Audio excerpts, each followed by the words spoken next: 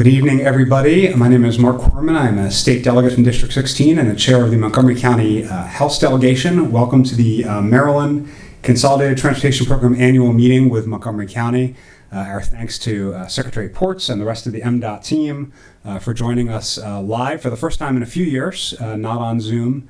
And we really appreciate you being here. The sort of order of business tonight is we'll do some introductory remarks. Then we will hear from the Maryland Department of Transportation in whatever format they'd like to deliver us. And then we'll begin bringing up our county, municipal, and state legislative officials to make comments and ask questions of the Secretary and his team. I do, of course, appreciate the entire team that you've brought with you, Mr. Secretary, but a special shout out to Derek Gunn, our acting district engineer, who's been doing a tremendous job with us, and we really appreciate his work. We also appreciated Erica's work, who was with us in the time since our last one of these meetings, and of course Matt Pollock, who's been working on the Purple Line with all of us very closely. So we really appreciate the local folks you brought, in addition to all of your modal heads. I will take a minute before I turn to Chair Kramer to just mention a few issues that I think are important to the county as a whole before we get to some of the more parochial ones, because I hope they'll be covered in your remarks here. Obviously, I think the top issue in our county is the 495-270 expansion. Appreciate that page MTA 60 of the CTP is the local project that you and your predecessor negotiated with our county government. That was put into the CTP after some feedback last year at this meeting with your predecessor. I think my questions, which I hope you'll cover, are general questions that I think are of interest to anybody in favor, opposed, or indifferent to the project. I think you know my position on it. Certainly the governor's super PAC knows my position on it, but I think these are important to anybody who lives in the county. First is, what's the current timeline for phase one, for which the record of decision was issued back in August? Two, does MDOT still intend to complete a value for money analysis as promised by your predecessor? Three, will MDOT honor and comply with the 30-day legislative review process required by Section 10A 203 of the State Finance and Procurement Article? And also, what is the timeline for the north of 370 component of the project, which basically since the start of I think ops lanes or whatever we're calling it now, has been in sort of pre-NEPA review. On the Purple Line, obviously it's of great interest to the people in this room and watching on our live stream here what the current timeline looks like and how the process is going, handing things off to the new construction contractor. WMATA, our local metro system, it's a huge and growing component of our state transportation budget. And of course, you, Mr. Secretary, now sit on their board, so we certainly want to hear where you think the system is heading, how it's going with the restoration of the 7000 series rail cars, and your view on WMATA's short and medium term budget challenges. I'll also make a plea here for cooperation on the county's bus rapid transit goals. As you know, the state, frankly, largely through the legislature, has made a pretty significant investment on dollars, but State Highway Administration and others have been helpful in coordination because many of the BRT lines are on state roads. So we appreciate your cooperation on that. I'll also appreciate that the Corridor Cities Transitway was not yet again removed from the draft CTP. It's not funded, but at least it still survives in the draft CTP. We'd also welcome an update on the MARC train Brunswick Line. The new CTP, or the draft CTP, adds, I think, a new page for Brunswick Line improvements, as well as Camden and Penn Line improvements, based on some legislation from our Montgomery County colleague, Delegate Solomon. So we'd be interested in hearing an update on the progress of improving capacity on the Brunswick Line. And also just want to thank you for your continued partnership on the Georgia Avenue Montgomery Hills project, which is funded in the CTP. That's of particular importance to our District 18 and District 20 colleagues, but has been in the queue for a really long time. So I know there's a lot of other district-specific issues and questions. I have my own, but I did want to mention those things that I think are of countywide importance. And with that, let me turn it over to Chair Kramer for any opening comments he has.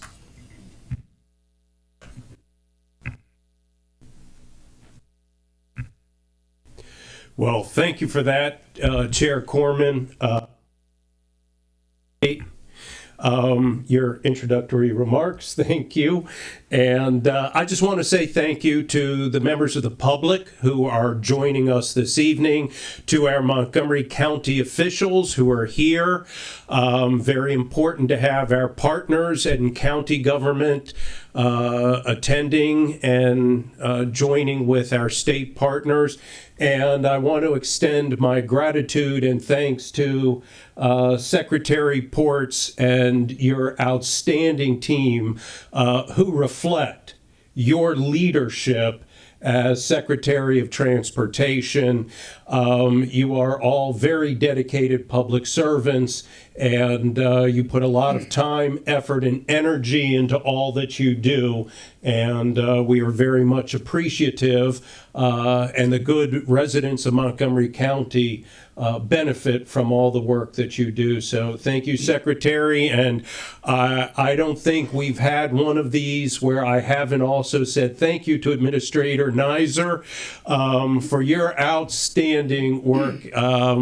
There is not a week that goes by that I don't hear from constituents with regard to the Motor Vehicle Administration, and without fail, if I reach out to Administrator Neiser, the issue gets resolved, and it gets resolved quickly.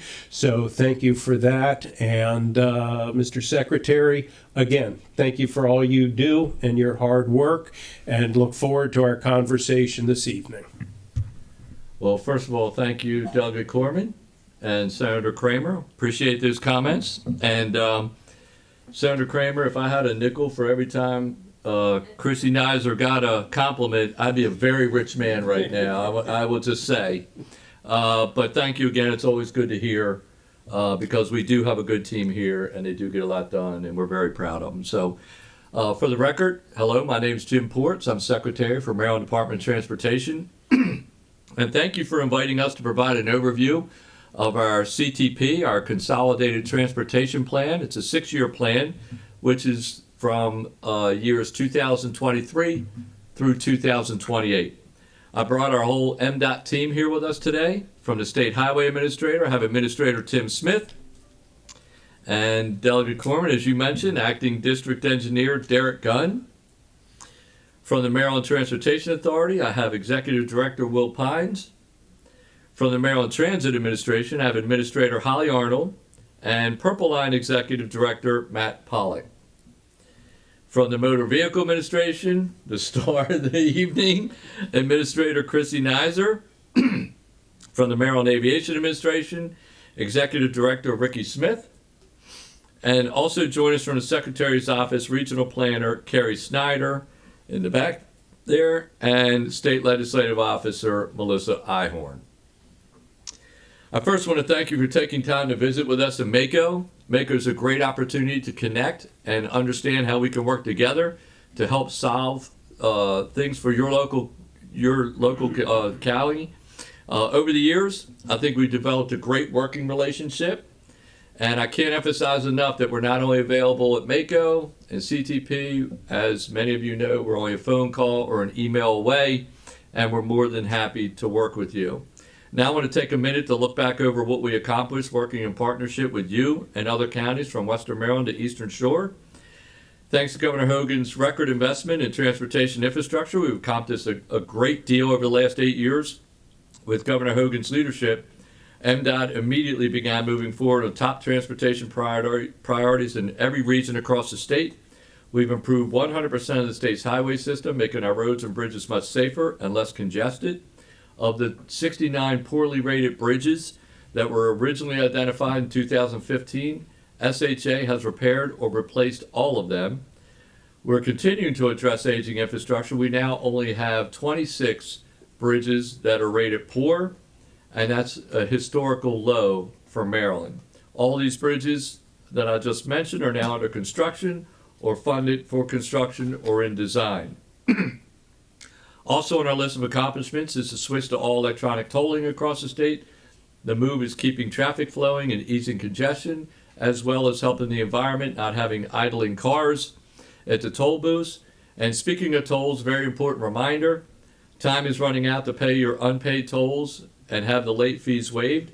Back in February, we announced a customer assistance plan to help you help your constituents. We've given customers 9 months to pay their tolls and have the fees waived. And on September 1st, we started a 90-day countdown. In fact, with 31 days in October, we're throwing in an extra day, but the grace period ends November 30th. So the clock is ticking. As of today, customers only have 50 more days left to pay their tolls and get those fees waived. If you haven't already done so, remind your constituents, family members, neighbors, relatives, anybody that you can to take advantage of this money-saving opportunity. Turning to transit, our systems are also more reliable thanks to Governor Hogan's historic investments to lower maintenance-related interruptions. As our infrastructure governor, he kept Maryland's port and airport open for business throughout the pandemic with continued investments at BWI Thurgood Marshall Airport and Maryland's Port of Baltimore. At BWI, we're now handling more air cargo than Reagan National and Dulles combined. And when container ships were backed up at all the ports across the nation, there were no delays in Maryland's Port of Baltimore. In fact, we welcome ships that were diverted here because they could not be served elsewhere. And we'll hear more about these and other major milestones in our transportation business units in just a moment. But I want to stress that Governor Hogan has delivered more projects and more money to local jurisdictions through Highway User Revenue Program. During this past legislative session, he worked across the aisle to get a good deal for local jurisdictions, increasing the amount of HUR funds by 33%. The successful negotiations allowed us to amend the bill to be even better than was originally proposed, and that's a dramatic increase to help fund your transportation priorities and will help provide local matching funds to capitalize on funds that may be available through the Bipartisan Infrastructure Investment and Jobs Act, better known as IIJA. MDOT is here to help you navigate that federal process. And of course, that brings us to IIJA. I've been asked for the past 9 months what we're funding with the IIJA funds. It's all right here in the CTP. I know, Delegate Corman, I've gotten that question from you quite often. And this, so I want to stress, however, that this is not all new money. It includes a federal formula funding that was in our projects for our final CTP for 2022 through 2027. And during the next 6 years of the draft 23 through 28 CTP, Maryland has programmed $1.3 billion in new IIJA funding. That's $178 million for airports, $166 million for transit, and $966 million for highways. Now, these allocations that I just mentioned are based on the federal formula outlined in the IIJA by the federal government. So we're working closely with our federal partners on specific criteria to program additional projects for both transit and highways, and this funding will help long-term state of good repair. It's important to Governor Hogan and also, of course, to me to advance at least one new priority project in every county and Baltimore City in the form of highway, transit, or aviation project. There are also potential for some additional projects in discretionary grants that are part of IIJA, and we're exploring those, and as always, we're here to help you apply for those grants. And those are the grants that we talked about at MACO that the local government can only put in for, the state government cannot. So there are opportunities for local government to advance their transportation priorities through the IIJA directly. Shifting to details in the CTP, I can start off by telling you this is the largest transportation budget ever. The draft 23 through 28 CTP totals $19.9 billion. That's nearly $2.2 billion more than the final FY22 through FY27 CTP of about $17.7 billion. As noted earlier, this draft CTP includes a large increase in HUR funds, which you can spend on local projects. The 33% increase deliver hundreds of millions of dollars more thanks to the agreement between the governor and the state legislators. That increase of nearly $2.2 billion in this draft CTP includes $1.3 billion in additional IIJA funds, improved revenue estimates post-pandemic, and MDOT's higher share of the state corporate income tax. The CTP devotes about 35% of the budget, which is $6.9 billion, to transportation preservation. That's $800 million more than last year's CTP, and these dollars are critical to achieving the main and maintain a state of good repair for our roads, bridges, rail, port, and airports. Just as important, the CTP allows our transportation system to contribute directly to Maryland's economic recovery, and that's the balance we need for maintaining our assets, delivering major projects, and planning for the future. That's how we deliver a network that's safe, reliable, accessible, and inclusive for all Marylanders. I want to say what an honor it's been to work with our dedicated team at MDOT and all the employees who help us at MDOT, who deliver projects and services every day. I've been highlighting their hard work in a video series that we began. It's called Ports Supports Employees.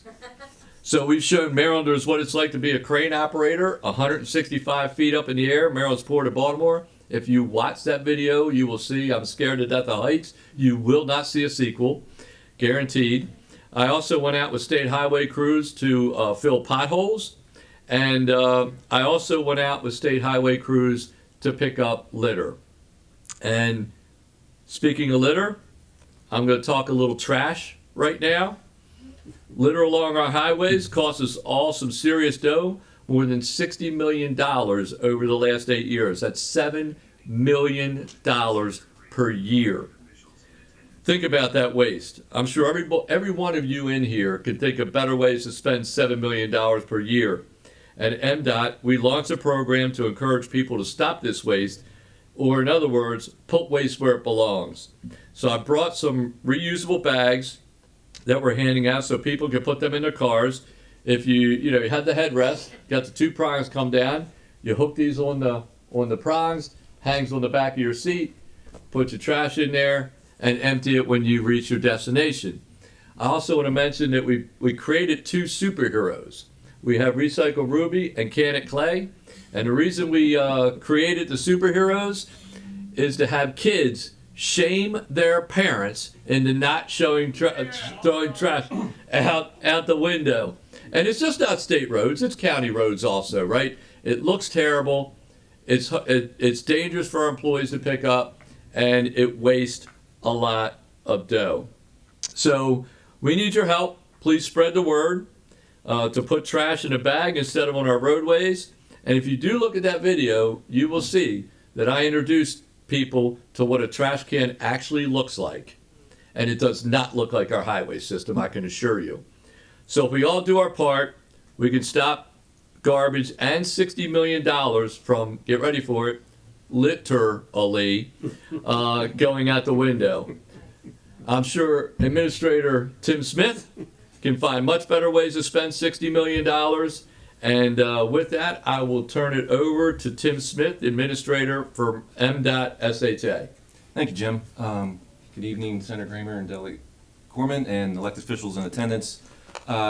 It's an honor to be here, actually in person this year. Last 2 years been in virtual, but the real honor is, Delegate Corman mentioned, is just leading a team in like District 3 with our acting district engineer right now, Derek Gunn. Sometimes you rebuild, and other cases you reload, and we just reloaded with Derek. Last year, you heard me talk about how we were building our shelf of projects as we were preparing for IIJA, and it really fell into three different kind of buckets. One was asset management, where we're looking for getting the best state of good repair for our assets, and the assets are beyond pavements and bridges. It includes signals and traffic barriers and drainage. It also involved accessibility, where we're focusing on our vulnerable users and getting towards that Vision Zero goal. And then lastly, mobility, where we're looking at our existing footprint and trying to use technology along with minor geometric improvements to get the most efficient use of our existing roadway to get vehicles and pedestrians from point A to B safely and efficiently. You'll see through the SHA pages of CTP, we have kind of a suite of those type of projects fitting in those three different categories as we try to connect people to life's opportunities.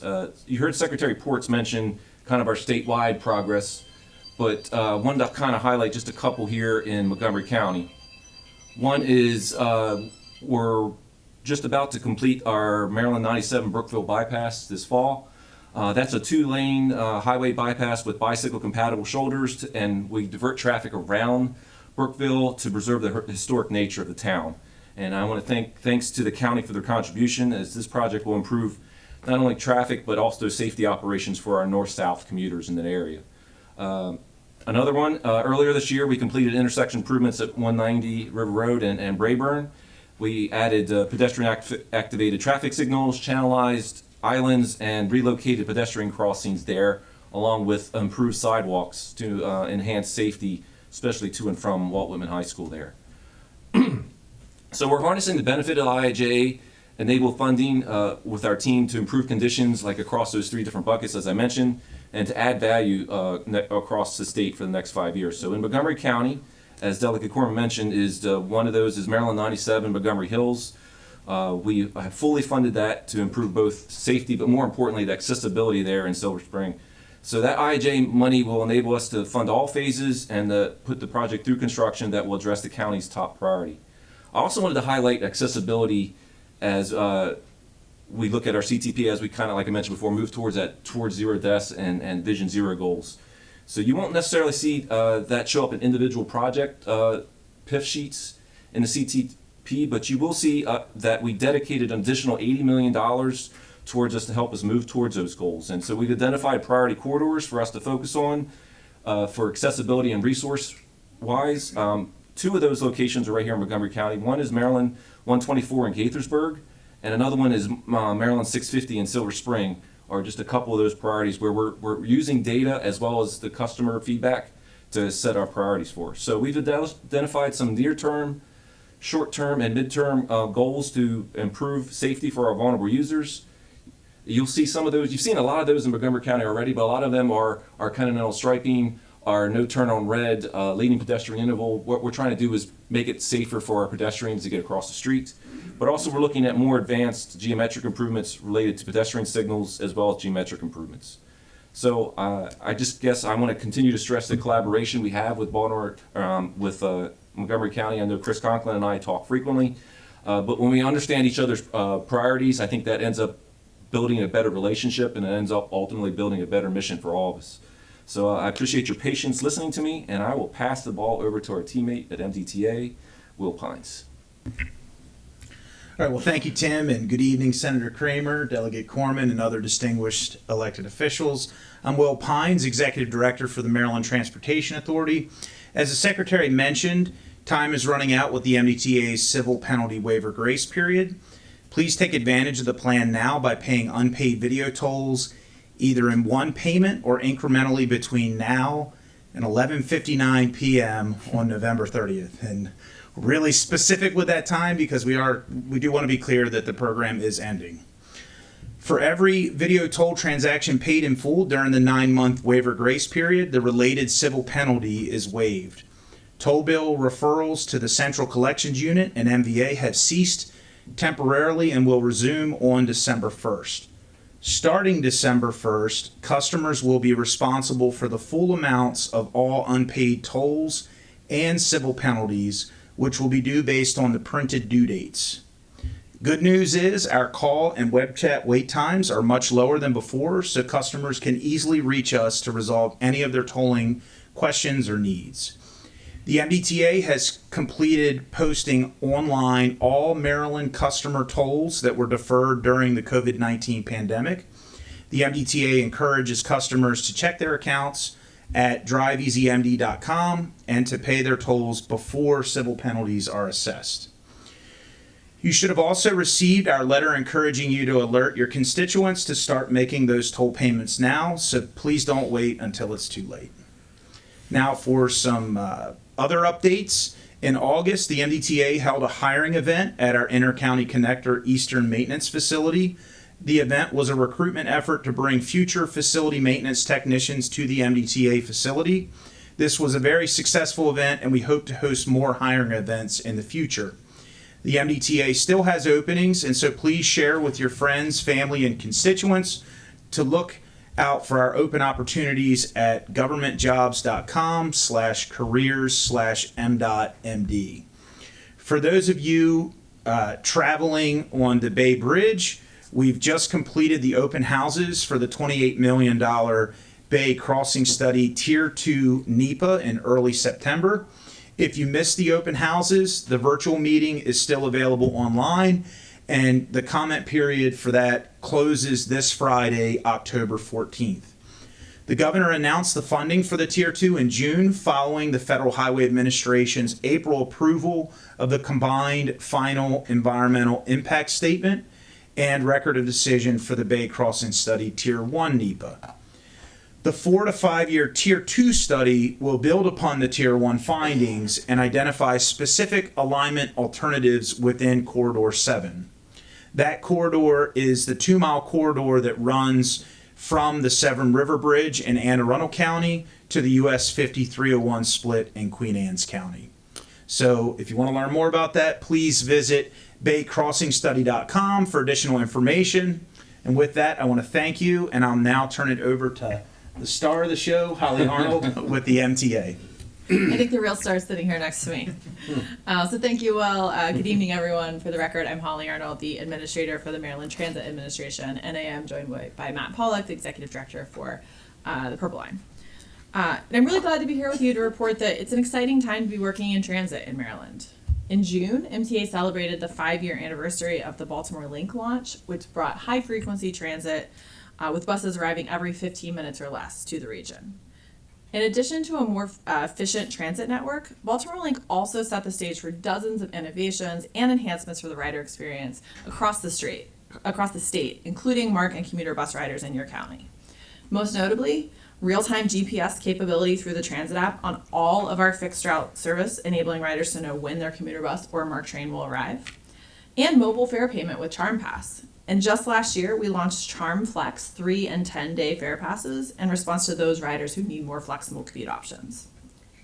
MTA continues to make a significant capital investments in state of good repair projects to ensure the transit system remains a safe and reliable transportation option for the region.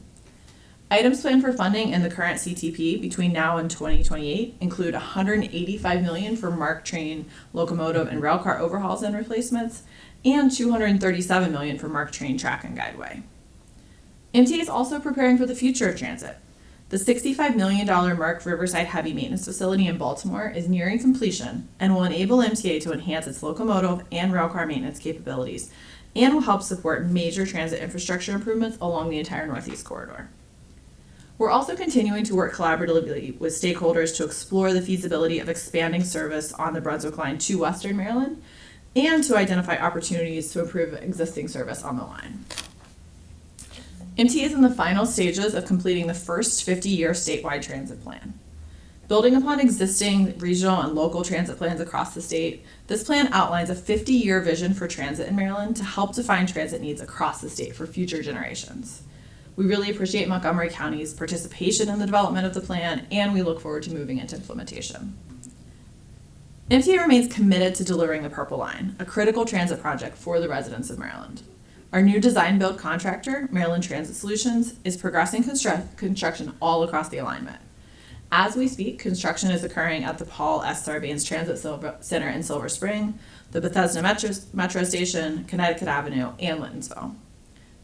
MTA also makes a significant investment in transit in Montgomery County by providing $43.7 million in operating and capital grants to support Montgomery County transit operations. And finally, I'll close my remarks with noting that MTA is pleased to award $263,000 for Montgomery County's statewide transit innovation grant project to procure simulators and develop a 5-week training program that will prepare bus operators to better handle high-risk events and improve safety for operators, riders, and other roadway users. So thank you, and I'll now turn it over to the MBA Administrator, Chrissy Neiser. Thank you, Holly. I appreciate it, and it's a pleasure to be with you all this evening. At MDOT MBA, we remain focused on providing that premier customer service, whether it's inside the branch office or through our alternative services. One of the greatest ways we've been able to move forward from a customer service standpoint is our award-winning project called Customer Connect. I've talked about it the last few years, and I'm happy to say we fully deployed it as of December of last year. That really gives us what we like to call the 360 view of the customer. And all that means is you can go in one place and you can see everything related to your driving record, your vehicle registration, your vehicle emissions, any correspondence that we sent to you since we went live with the new system.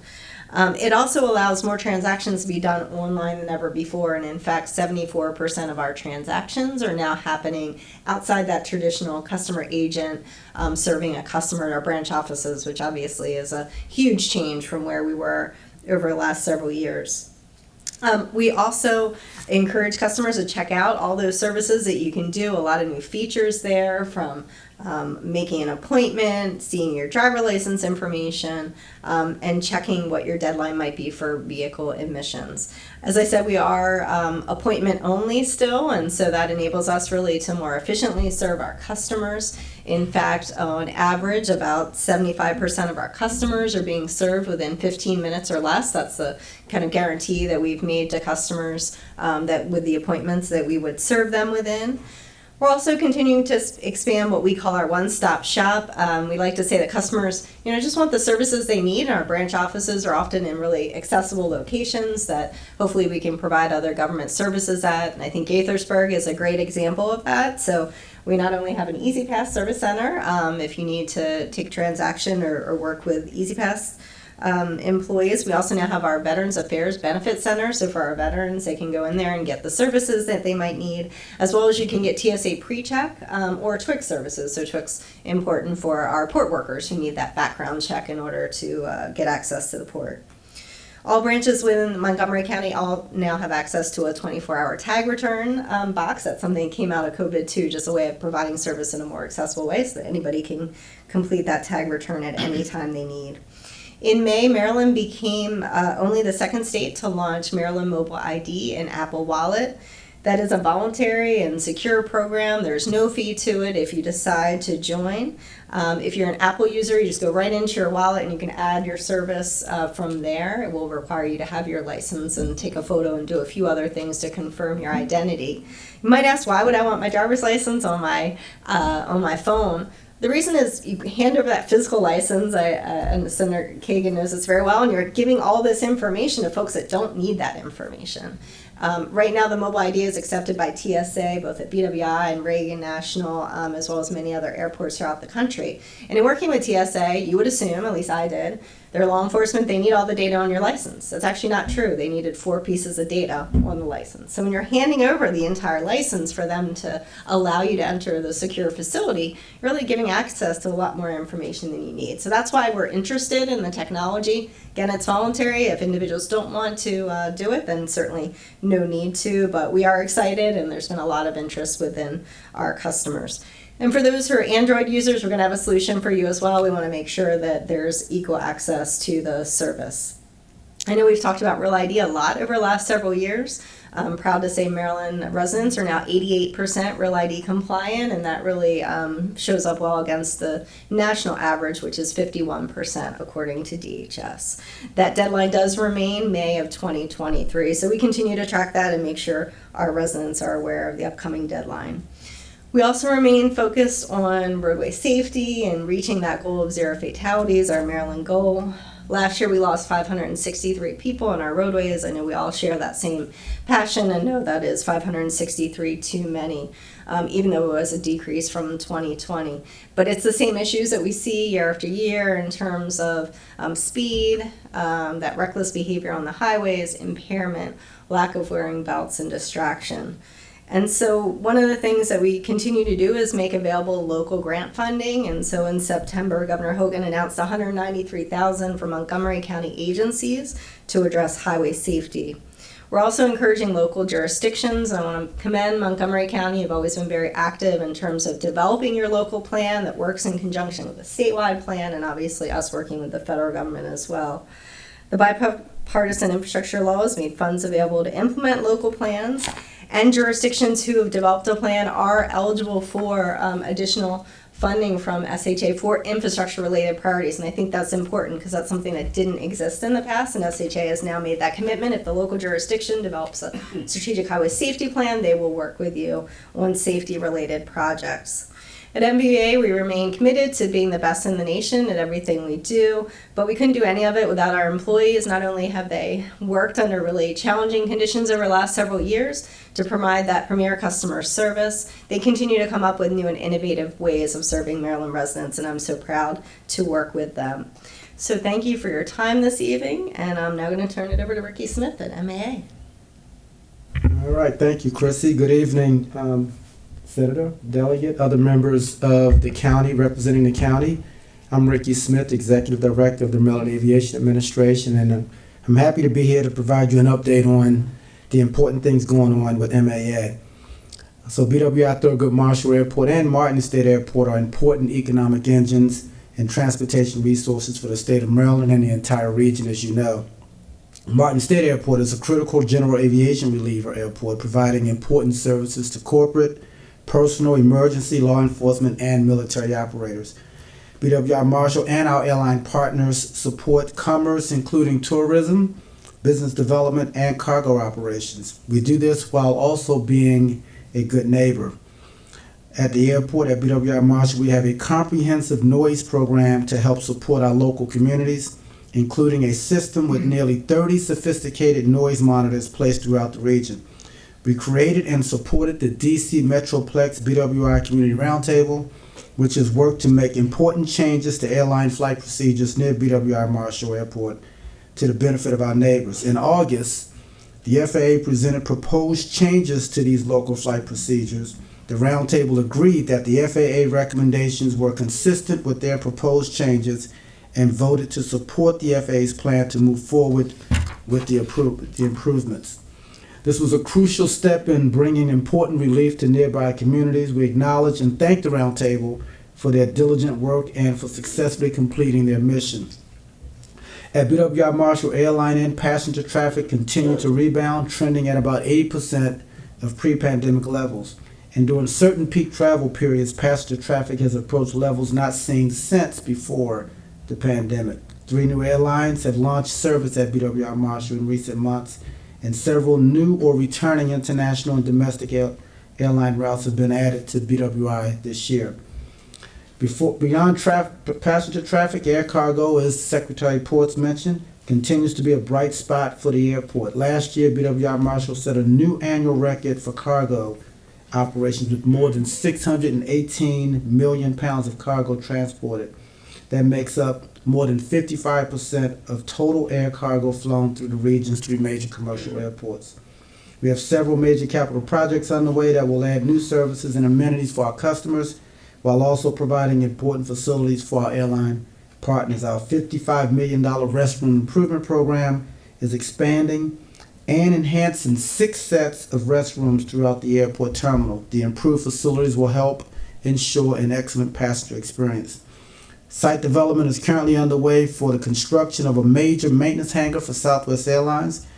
As the first Southwest maintenance facility in the Northeast U.S., the hangar will accommodate 3 Boeing 737 aircraft, along with exterior apron space for 8 additional.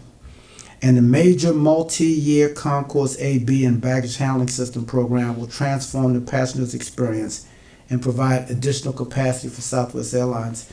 The $425 million project is the largest single capital project in the airport's history. It will introduce a state-of-the-art baggage handling system, as well as a new set of food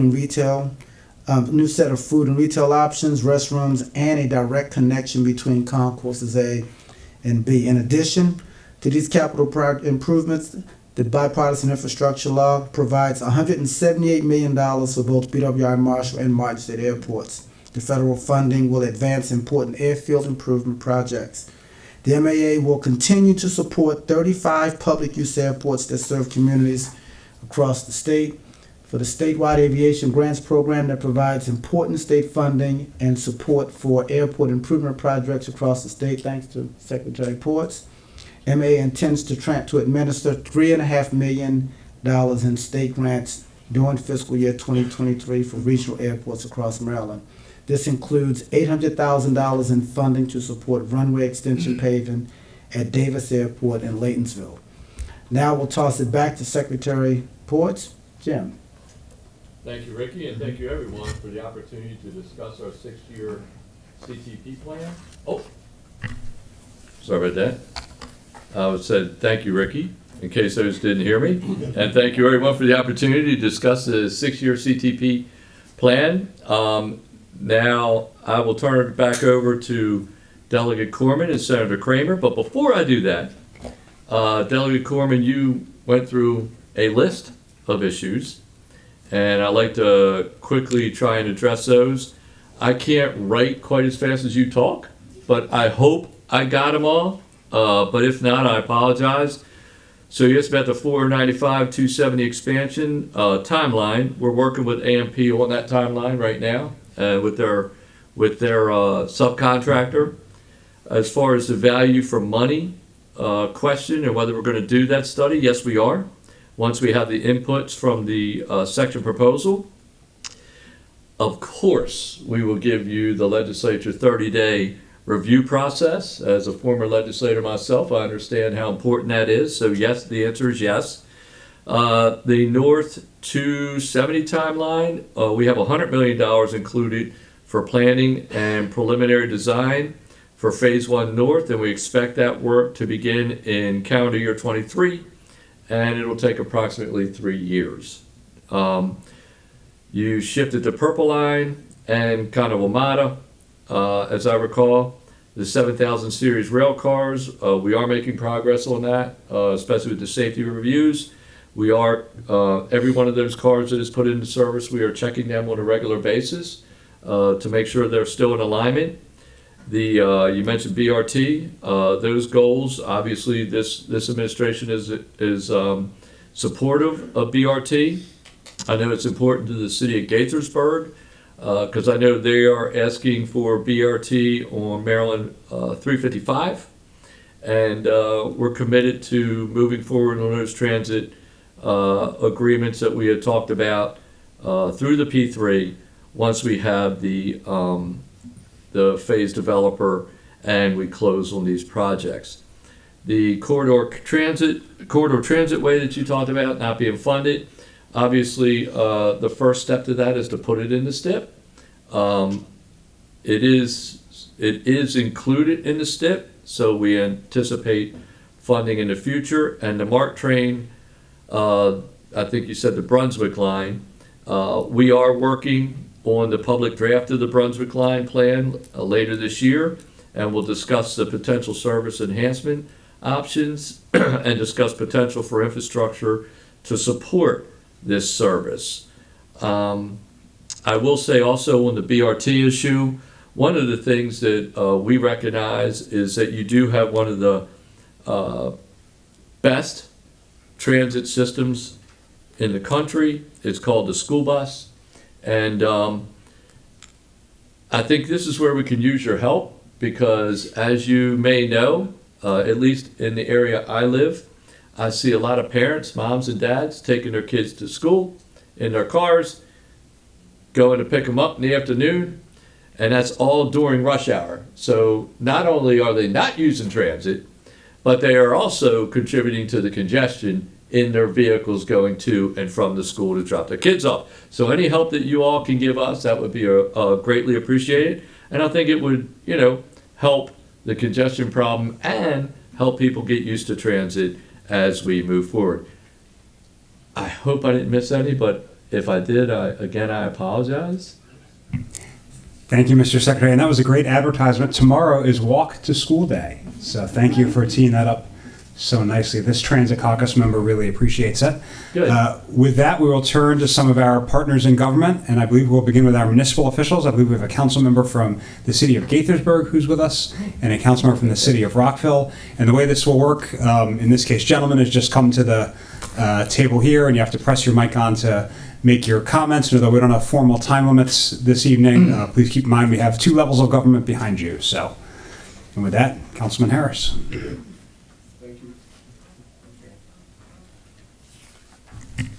That's the right button, right? All right. Thank you, Mr. Secretary, MDOT administrators, Chairs Kramer and Corman, for the opportunity to be here today. I am Gaithersburg City Council Vice President Neil Harris. I've been on the council since 2014. I serve as liaison to the city's Economic and Business Development Committee and the Transportation Committee, and I've also been serving since 2014 as a member of the Metropolitan Washington Transportation Planning Board. And I'm sure you're wondering what I do in my spare time. We appreciate you being here today and for your assistance and attention to the city of Gaithersburg and the many shout outs that we've had already so far this evening. We especially appreciate the increase in highway user revenue allocations from 9.6% to 13.5%, which really helps us maintain and improve our streets and ensure increased safety for bicyclists, pedestrians, and drivers. We also appreciate the continued monetary support of the Montgomery County Ride-On, which is line 47, which serves our residents in accessing job centers outside of our community and workers who commute into our city, which is the proud home of 40,000 jobs and is the epicenter of vaccine and immunology research in the country. We're also very pleased to see that the state has made additional allocation of funding of $86 million for the state sidewalk program, reflecting goals of the state's pedestrian safety action plan. There are a few items in the CTP that we want to offer further recommendations or clarifications. The MARC line expansion, we remain hopeful that the third line for the Brunswick line is included per the state's transit plan and the MARC Cornerstone plan, and that funding goes toward this expansion. Gaithersburg is home for 2 stations on the Brunswick line, and expansion of this resource would provide major benefits to commuters as well as economic development for the city. We also respectfully request that the funding allocation be broken out for statewide line 5 to specifically mention phase 1 north from the south. This way we can better understand when the north effort and studies will begin again. As you're aware, the north phase of the project will have a big impact on the city of Gaithersburg, and we'd like a better understanding of the timeline for this phase. We appreciate the state's commitment to include the city of Gaithersburg as a partner throughout phase 1 north planning process. The planning funding has concluded for statewide line 7, but we're unsure whether this will affect phase 1 north, and ask how the $800,000 we use for engineering, whether it's for north or south phase 1. The city continues to advocate for reinstating the Maryland 117 Clopper Road remaining phases. At a minimum, we urge the state to restudy the area and develop various intersection improvements at Pheasant Run Drive, Watkins Mill Road, Metropolitan Grove Road, and at Maryland 124. This critical project has been on hold since the 2010 to 2015 CTP. Given the opening of the interchange, traffic volumes returning to pre-pandemic levels, the identification of the BRT and op lanes operation and maintenance facilities off Metropolitan Grove, and continued employment and residential growth in the immediate area, as well as the focus on improved bicycle and pedestrian facilities and safety. It's very important that this long-delayed project be renewed to address the growing concerns that residents have in the area. And I just want to say, since I live close to that area, we're seeing a lot of stacking on Clopper Road near Watkins Mill at this point, and have great concerns that we're going to run out of stacking capacity momentarily. And of course, as has been mentioned by you good folks, the Maryland 355 BRT project is a very important project to us. We'd like any clarity regarding additional projects described in line 50, the operations and maintenance facility. We're concerned about location for that facility, and the current thinking has been to locate it near the Metropolitan Grove MARC station, which is also planned for significant residential development, so we'd like to see what alternatives there might be for that. Going off script for a moment, as a member of the Transportation Planning Board, as part of the long-range planning task force, which I helped instigate some years ago, we came up with a number of ideas for ways to improve traffic in the region. And this is very personal to me because I commute often to Herndon, Virginia, which is no picnic. One of the aspirational goals was to increase telework. And that goal has been a resounding success, although the method for getting it successful was perhaps unfortunate. But what we're seeing is a major change in people's commuting patterns, and the recent survey that the Transportation Planning Board has published shows that a very large number of commuters have now moved to telework. The average teleworker is now not commuting 3.6 days a week. When they are commuting, they're using the roads more heavily than before, and using transit much less. So. What this is all adding up to is I think we really need to take a good look at how the world has changed, how much it's going to stay changed and what we should do in order to accommodate this new world that we live in and reallocate resources appropriately.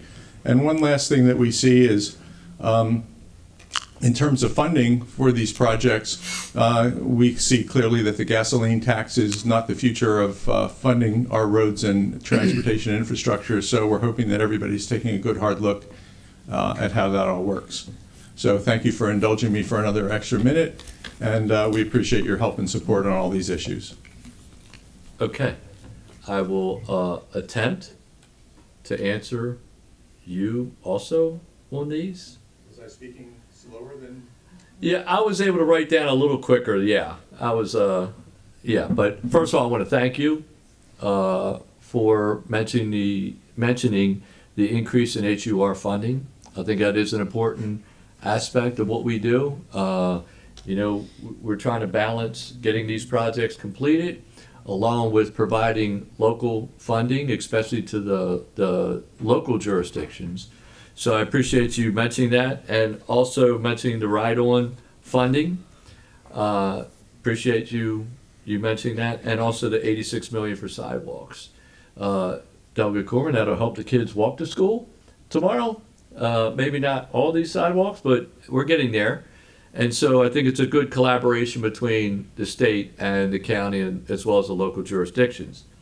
So I think you mentioned the Brunswick Line first. As I mentioned, we are going to discuss that plan later this year. The Brunswick Line study, we continue to look for opportunities for better coordination with CSX. CSX, as you know, owns those lines and that right of way, so we cannot, it's their property. We can't demand them to do anything, so we have to work with them in coordination.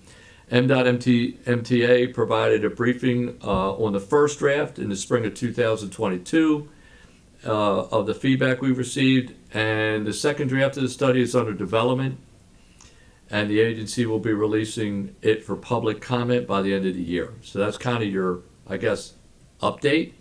But I will say that MDOT MTA will update the Mark Cornerstone plan next year, and the rail modeling has begun in support of that effort.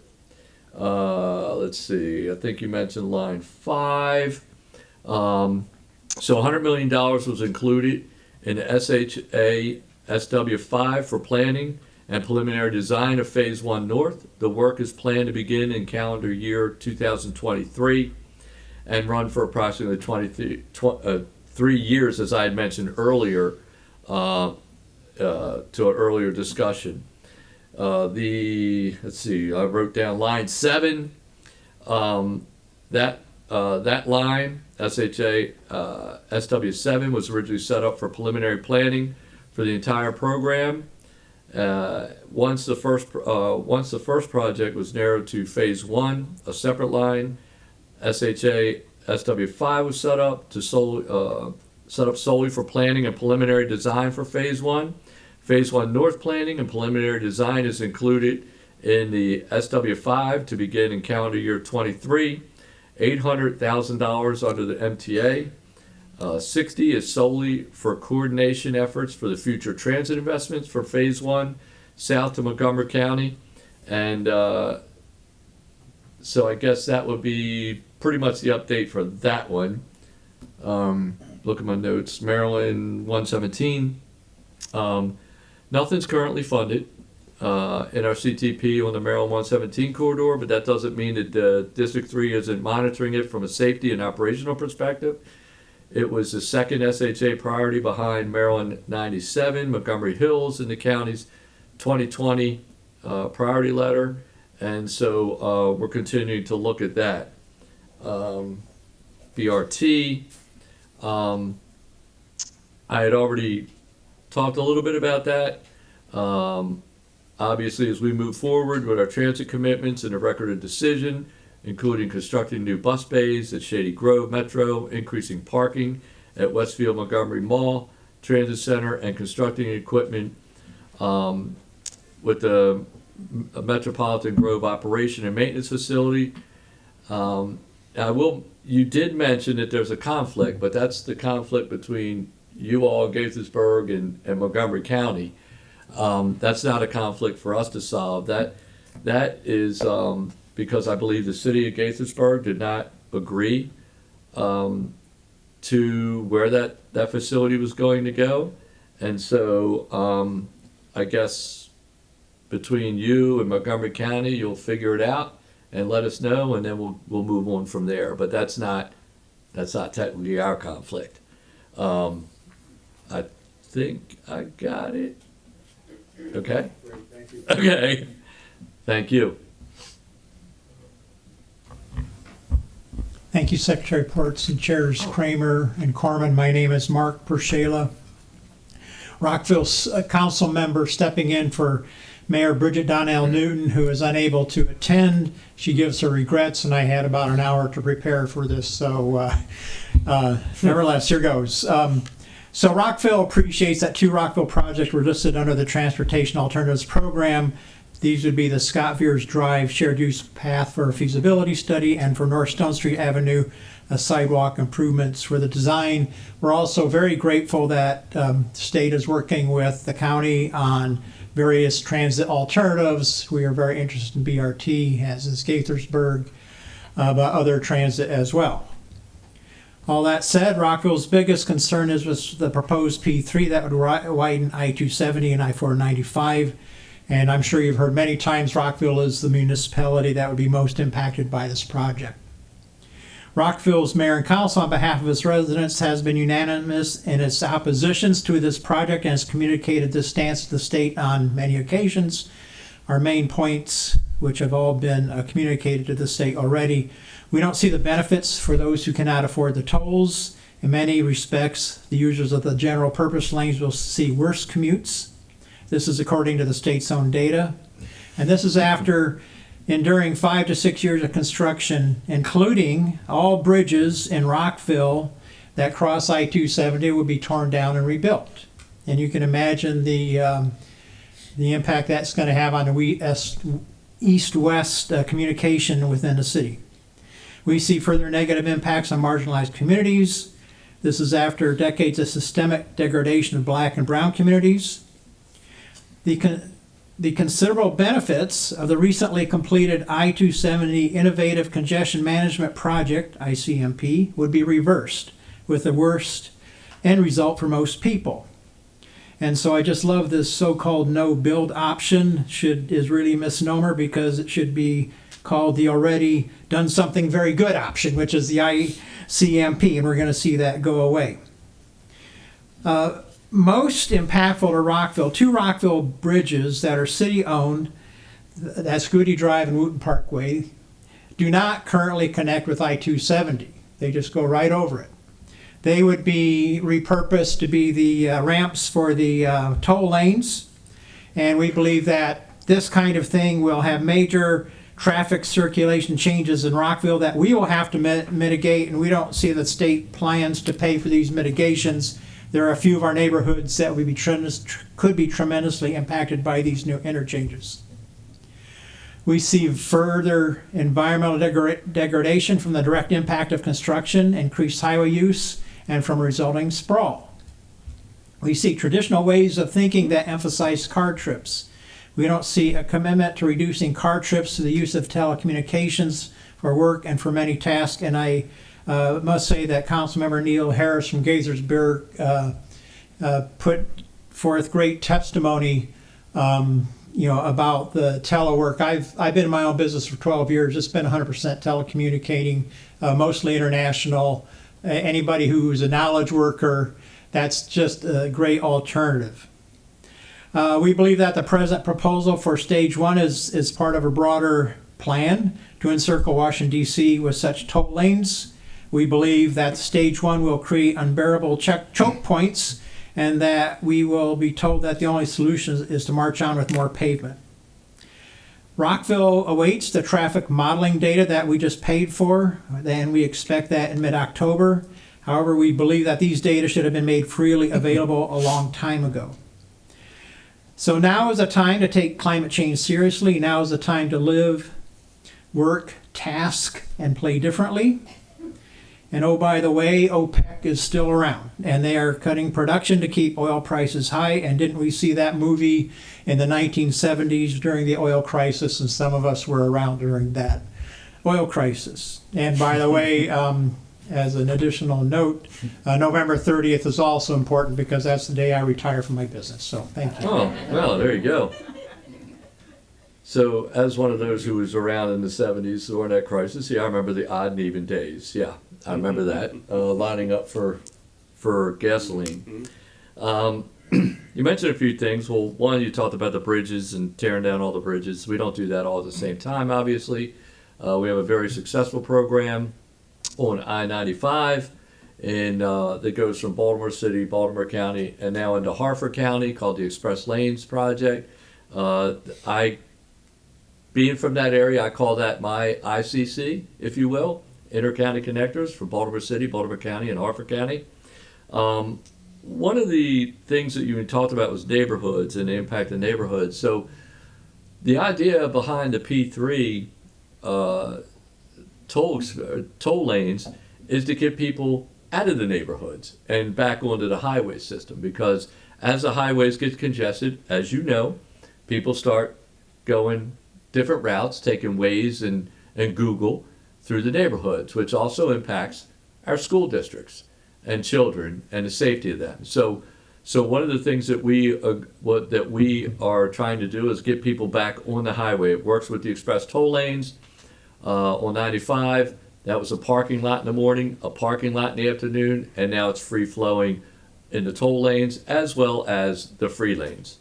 As far as sprawl goes, that's not us, that's you guys. You control the zoning, we do not at the state level. So any zoning decisions or any sprawl that may occur would be at the local level. And as I mentioned, you mentioned reducing car trips. As I mentioned earlier, I think one of the best ways to do it is get people to start putting their kids on the school bus. That would be a great start. But unfortunately, a lot of people do not want transit for their children. So that is an effective way that we could work together on trying to reduce the congestion in this area. But we would differ. I would not. I guess I would be lying if I didn't say that we would differ on the P3 project. We understand Rockville's position, but we also have a little over 70% of the people who do support the project. So we'll just have to agree to disagree on that one. Thank you, Secretary Ports. And your comment about zoning is well taken. I guarantee you I've been working on that big time in Rockville, and it's not an easy one. Thank you. Thank you. Great. Thank you to our municipal partners. Mr. Secretary, I'd love to see the data on that 70% when you send them the modeling data. That's a number I've not heard before. With that, let's bring up our Council President, Gabe Albornoz, for the county perspective.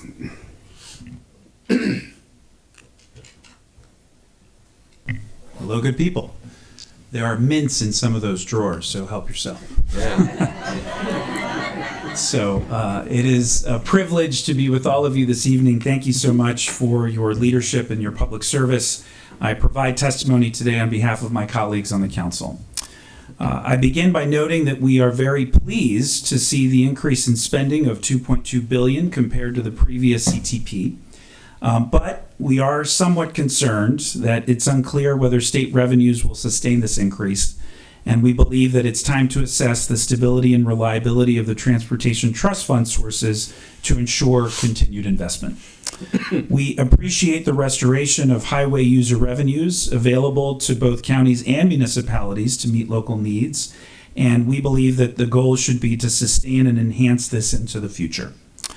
We are concerned, as we know you are all as well, about the $185 million projected shortfall to WMATA, and we must work collaboratively at the state and local and municipal level to do all that we can to encourage ridership there and thus creating more revenue recovery within the WMATA system. We believe we need to focus on retaining essential bus service for those communities that rely on this important service, and to ensure predictability and reliability of Metro Rail services. We are pleased with construction funding for MD97, the Montgomery Hills project. It's been a priority for some time, and we appreciate seeing it move forward.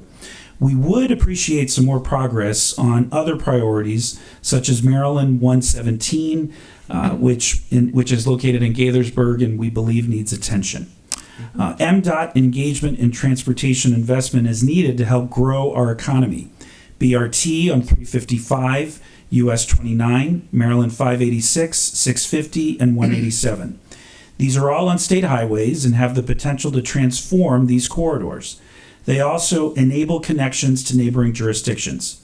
Together, they can boost life science development in North Bethesda, near FDA, White Oak, and near Shady Grove.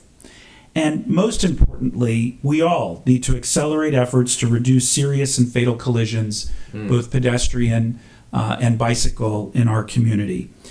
We have to do this in partnership, of course, with MDOT, and we believe in more directed investment in traffic signals, traffic signal modernization, protected crossing implementation. I do have a success story. I live in Kensington, and on Connecticut Avenue by Saul Road, where there have been two, one near fatal and one fatal collision, all in the last 5 years. Within 5 years of each other, both in October, interestingly. But there is now a left-hand turn signal that has been placed that the community has been advocating for some time. And I really appreciate, as just one example of many, representatives from our delegation who fight so hard on behalf of our constituents. And I especially want to thank the District 18 delegation for making that happen. Lastly are the opportunity lanes, which remains a very divided issue in our community. But we appreciate the efforts to obtain, MDOT's efforts to obtain the support of the Board of Public Works, the Transportation Planning Board, and the majority of the County Council. But it was relied on commitments by the state to deliver transit infrastructure in parallel with the highway project, notwithstanding substantial efforts by the county to frame an agreement around these commitments. MDOT has not been able to get this done to our knowledge to date, and this calls into questions whether or not MDOT is fully committed to intending and honor its obligations that were made as part of these agreements. But we have confidence that we will be able to work through those issues, and we appreciate your leadership, Mr. Secretary. Thank you all very much for your partnership, and I would appreciate the opportunity to answer any questions if you've got them. Sure. So just to be clear, I think I know you know this, but the $2.2 billion is over six year period. But just in case anybody's out there listening and thinks it's all this year, it's not. It's a 6-year plan from the federal government. Appreciate your comments again on HURs. I think we've been hearing that from almost every speaker that's come up here. It was a partnership between the governor and the legislators. I just want to make it clear that your legislators were part of that solution. So the $185 million WMATA funding, that is troubling in the out years. As you know, transit has been struggling with returning ridership. Earlier speaker said how people are driving instead of taking transit because they're only getting once or twice a week. That's something that we've seen. It's something that MTA has seen. As a matter of fact, MARC train service, I think, is about 30%. 35%. 35%, only up to 35% ridership. So when we talk about expansion, we're at 35% now. So we got plenty of room for people right now. But also, as was mentioned earlier, the highway system has recovered much quicker than all transit modes, whether it be bus or rail, whether it be light rail or heavy rail. I already spoke to 117, and I do want to thank you for talking about highway safety. We have the governor's highway safety official right here, Christy Neiser, and you're right. It takes all of us working together. I was deputy administrator in NHTSA, National Highway Traffic Safety Administration, in my previous life. It's something that's very personal to me. I have pulled kids out of vehicles in a fatal situation. It's very personal to me, trust me. And I don't think there's anything more important that we can do than try and save lives, but it's got to take it from the federal, state, local, and I'll say municipal levels. And we encourage everyone to create a plan. So thank you for that. I think I hit everything. Yeah, I think you did a great job. Thank you. Thank I'm you. just trying to remember it all, but yeah. Appreciate you. Thank you all very much. So thank you. Thank you, Council President Albornoz. We'll now turn to the members of the delegation. I do not believe we have anybody from District 39, so we will go to District 20 as we go in reverse order by popular Reverse demand. Uh-oh.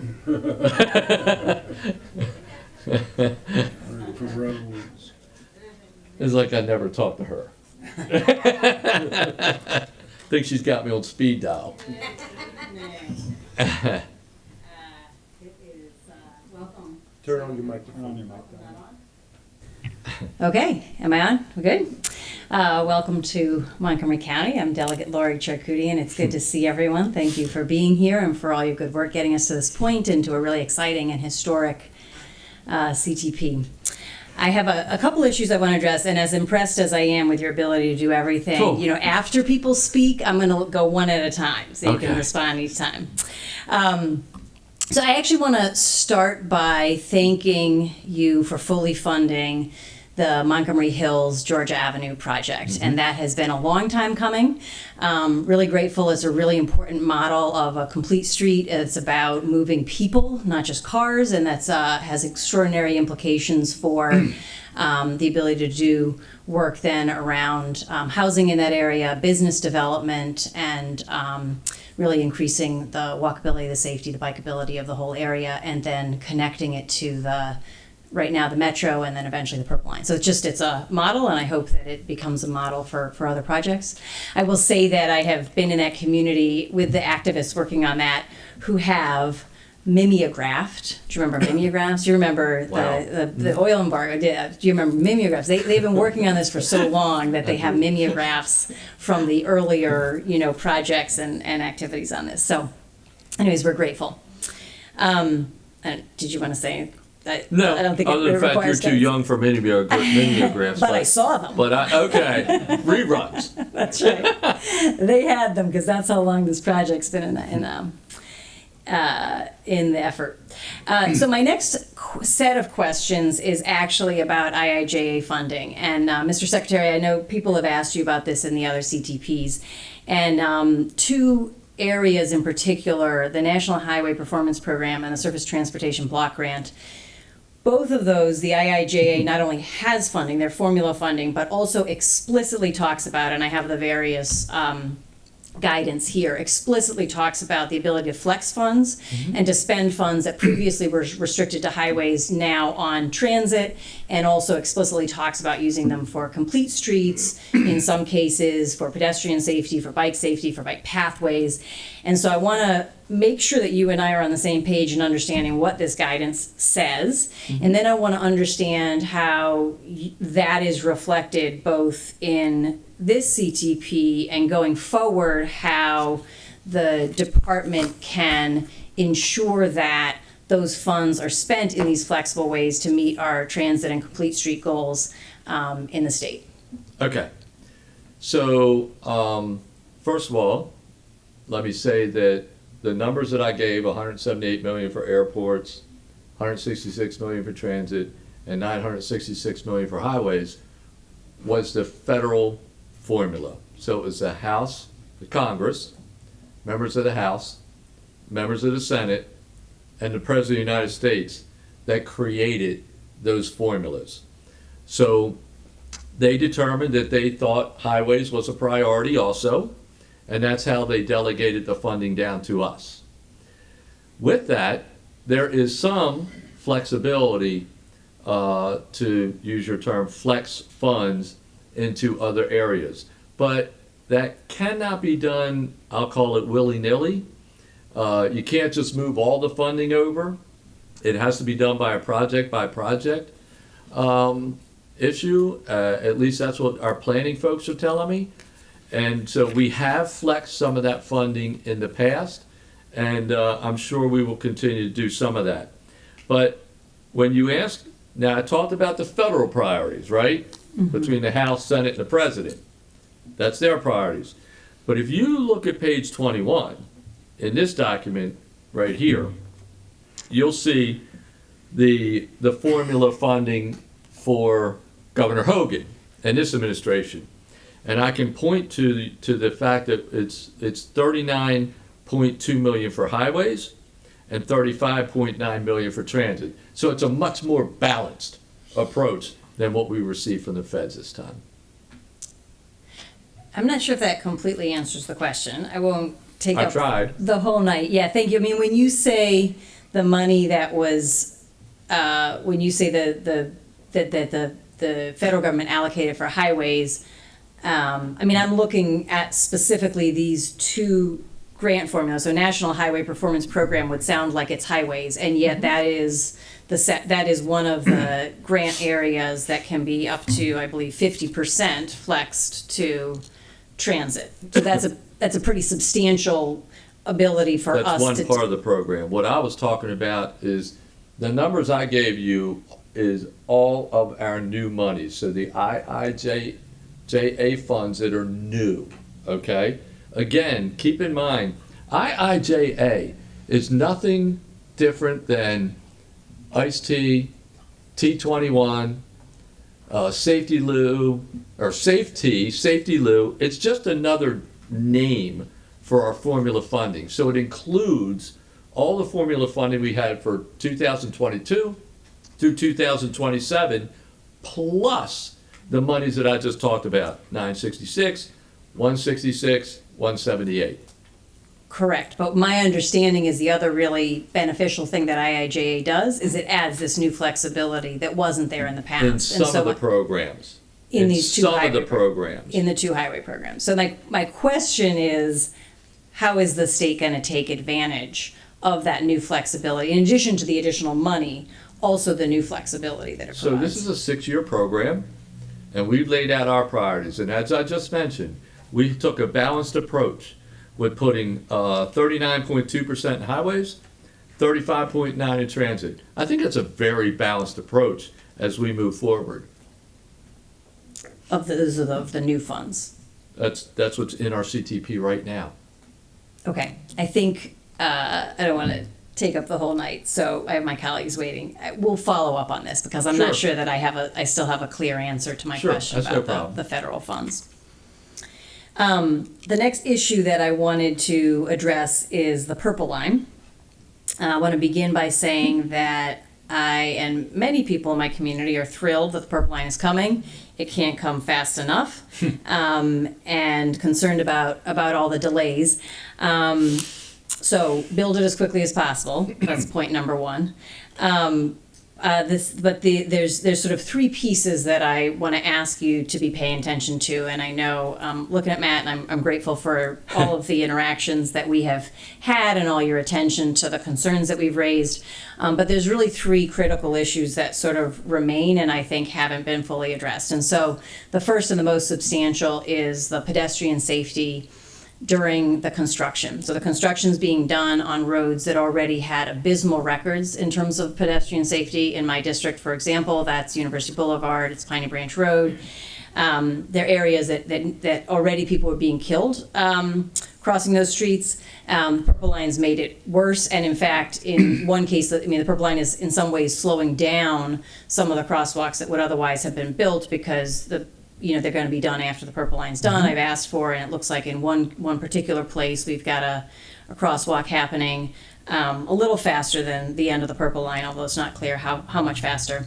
But more generally, I think, recently the subcommittee of the Montgomery County delegation asked for SHA and MTA to come and talk about how pedestrian safety is being addressed during the Purple Line. The presentation was part of the answer. It still feels like there is not a comprehensive plan across the board to address pedestrians. So some of the really, honestly, low-hanging fruit of don't close both sidewalks at the same time seems to have been addressed. So that's good, but it should have been done 5 years ago. But there's a lot of other things in the way that pedestrians are rerouted that's very, very dangerous and really hasn't been comprehensively addressed. So I won't go through all the details right now, but I just want to take this opportunity to flag that it's still not at an acceptable level in terms of safety for pedestrians. So I'm going to ask Matt to address it a little further, but I will say this. You know, I toured the Purple Line, and actually right in your area, I'm sure. And when we talk about pedestrian safety, you know, I can't go back to 5 years ago, wasn't here, but I can tell you that we are focused on it now. We had a different contractor then, we have a better contractor now, and Matt is in charge. As far as pedestrian safety, I know that we were very, very much out there, especially when school started. We worked with the school system, and we also had our ambassadors out, what we call ambassadors, or I think they called them flaggers at first, which I hated that term, so we were going back to ambassadors to work with the community and work with the kids on safe passageways for pedestrians. So I think we're doing a much better job now that we have a better understanding, but there are going to be some challenges. There are things that occur that we don't anticipate. For example, if somebody hits a gas line or somebody hits a water line, you know, these are things that we cannot anticipate sometimes. Sometimes they're not on the drawings. So you're going to have some things in a construction zone that occur that we're not ready for. But we will do our best. But with that, Matt, I'll go ahead and let you address some of that. Thank you, Jim, and thank you, Delegate. Well, certainly, safety is our top priority when it comes to construction. Safety in everything we do.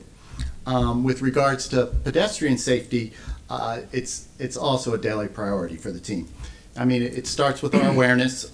Our construction teams are meeting weekly to discuss all the maintenance of traffic plans.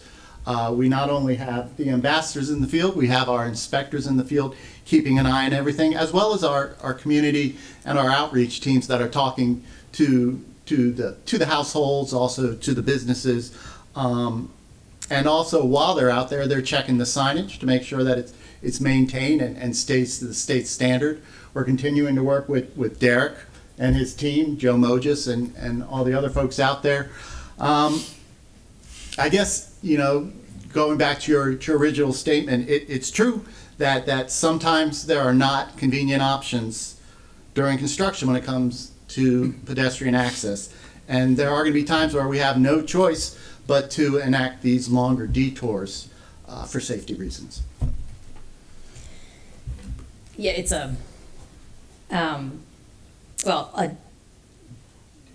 just close by saying it needs to be addressed. I mean, like, it needs to be continually addressed, and we'll be in touch on that. The second thing I wanted to talk about in terms of Purple Line is small business impact. I think there has been an improvement in terms of considering how and communication with the small businesses, but I just want to flag that as something that really needs to be paid attention to.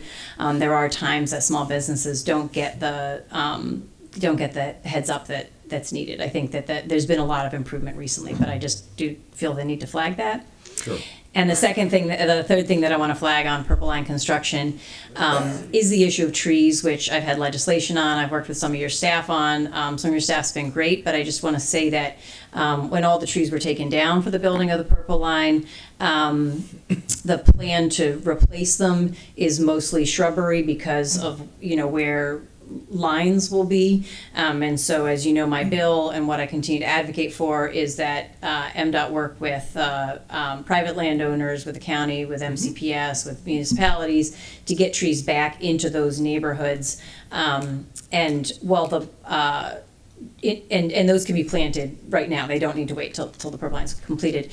So while the funding source that my legislation created is now operational, and I appreciate that, I would also encourage that MDOT and MTA at working with Purple Line Partners or whoever else, you know, be more active in looking at getting the trees back into those neighborhoods. So in my district, I have brought together the community and MDOT and DNR and said, like, let's walk the street and let's figure out where to put those trees.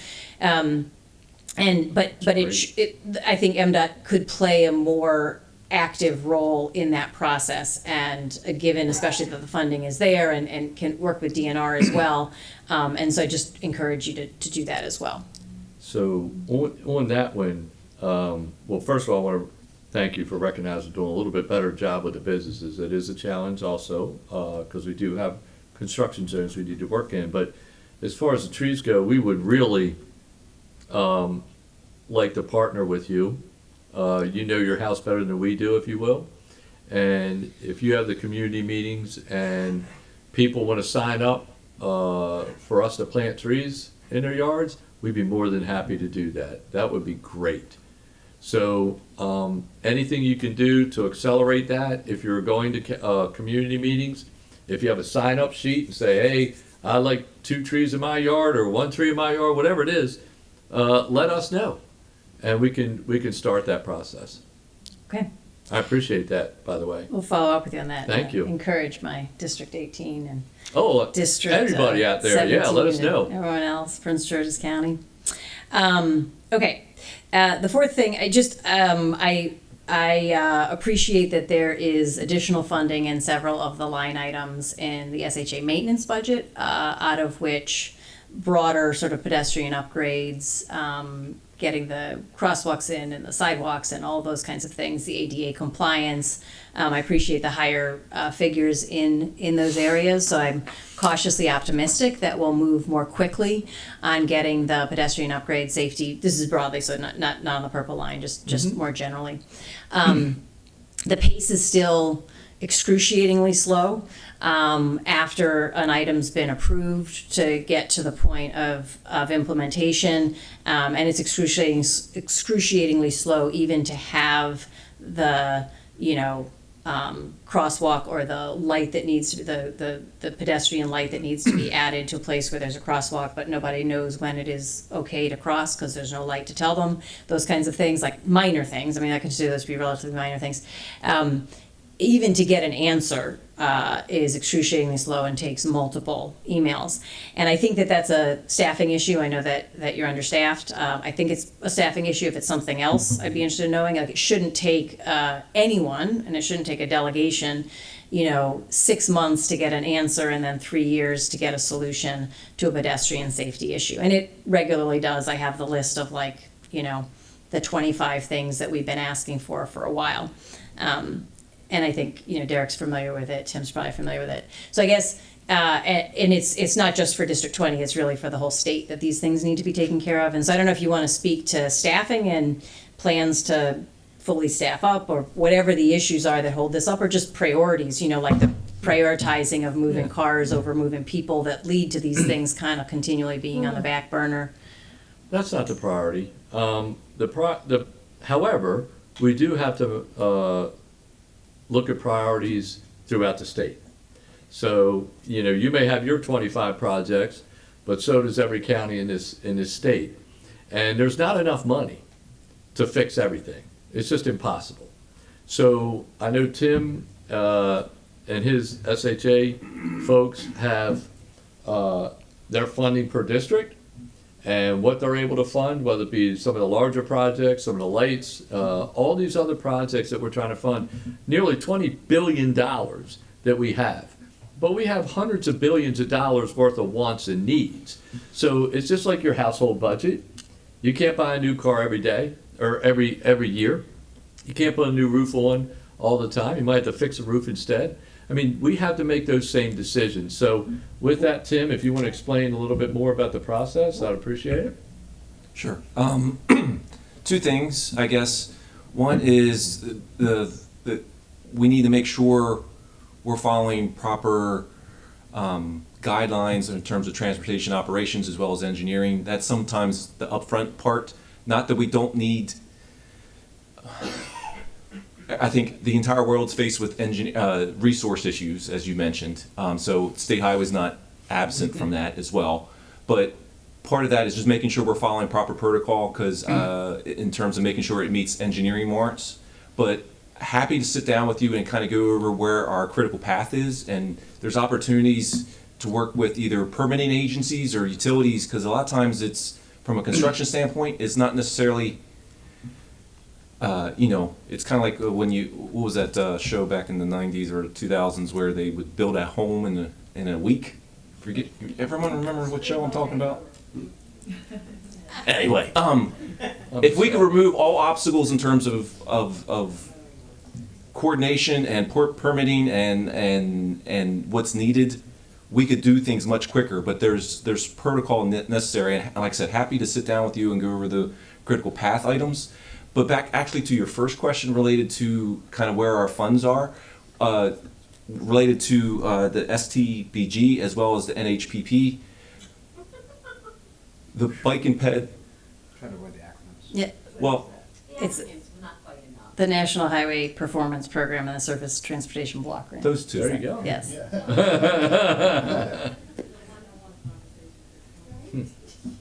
Is that we do bike and ped improvements underneath those now. So there's a complete streets aspect to that, along with our transportation alternatives. Now, I know you were talking about transit, but there's definitely a complete streets component to that happy to work with you with. Well, that's it. I mean, that gets back to my earlier question, which is how can we flex and use the maximum amount of those funds for some of these issues? I mean, with all due respect, I do understand how budgets work, and I'm not just advocating for my own district. I mean, I advocate for pieces of my own district, but I believe that these same things that I see in my district and need to be addressed across the entire state. And I don't want people killed anywhere on state roads. So I'm really asking about it as a structural issue to address these things. The last thing I'm going to say, and you don't need to answer it, but I do need to take this opportunity to formally weigh in my opposition against the P3 toll lanes for all the reasons that have been named and more. Thank you very much for the opportunity. Thank you, Delegate Charkoudian. We'll now turn to District 19, my colleague, Chair Kramer. Oh. Well, thank you for that. And just want a quick comment. Representing the good folks of Leisure World, Route 28, Norbeck Road, is a choke point between 28, where it intersects with Georgia Avenue. We've got multiple lanes. It comes down as you are traveling east to 2 lanes, and then it opens back up again at Lay Hill Road to multiple lanes. So that's that area, that community has been fighting to try to bring a little common sense to a major east-west arterial that goes from multiple lanes and then suddenly 1 lane in each direction for several miles before it opens back up. And it's as if somehow it was an oversight that we did it on either side and then left a choke point.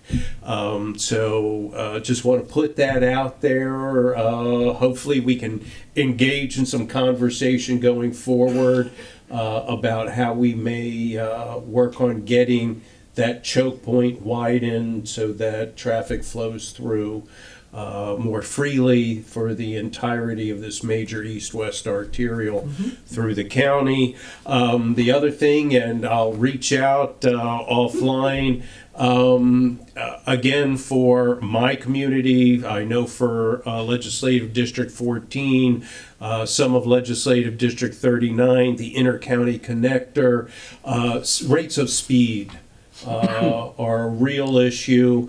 I will try to work with my colleagues in the delegation again this year, see if maybe the delegation can help support our efforts to bring those speeds down. And because it really is adversely impacting quality of life for all those communities that are along the Intercounty Connector. And we'll engage in that conversation and look forward to discussing it further. So thank you very much, and I'll be in touch, Mr. Secretary. You've already been in touch with the ICC, and we've spoken many times. Matter of fact, I think you called me on a Sunday around 1:30 or sent me a text. You've got a good memory, sir. Yeah. Or you were really pissed off at me. One or the other. I called you right back, I believe. You did. I called you because you asked me how I called you back so quickly because your text couldn't have possibly made it to me yet. So we have talked about that issue. We have put extra enforcement. We can't tell people we're going to put extra enforcement on there, obviously, It is an issue that we're trying to address.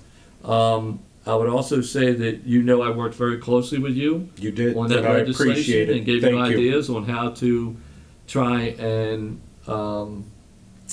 word that legislation so that it would have an opportunity to pass. Unfortunately, it did not. That's something that's not in our control, obviously, from at least the executive branch. And so I'm more than happy to continue working with you on that. People are crazy out there now. As a matter of fact, I had somebody pass me on a ramp the other day. I've never had that happen to me before. There's a car in front of me. Person passed me and was stuck behind the same car I was stuck behind. That's how crazy it's getting out there now. But with the bottlenecks, the choke points, that's something that's occurred all over the state.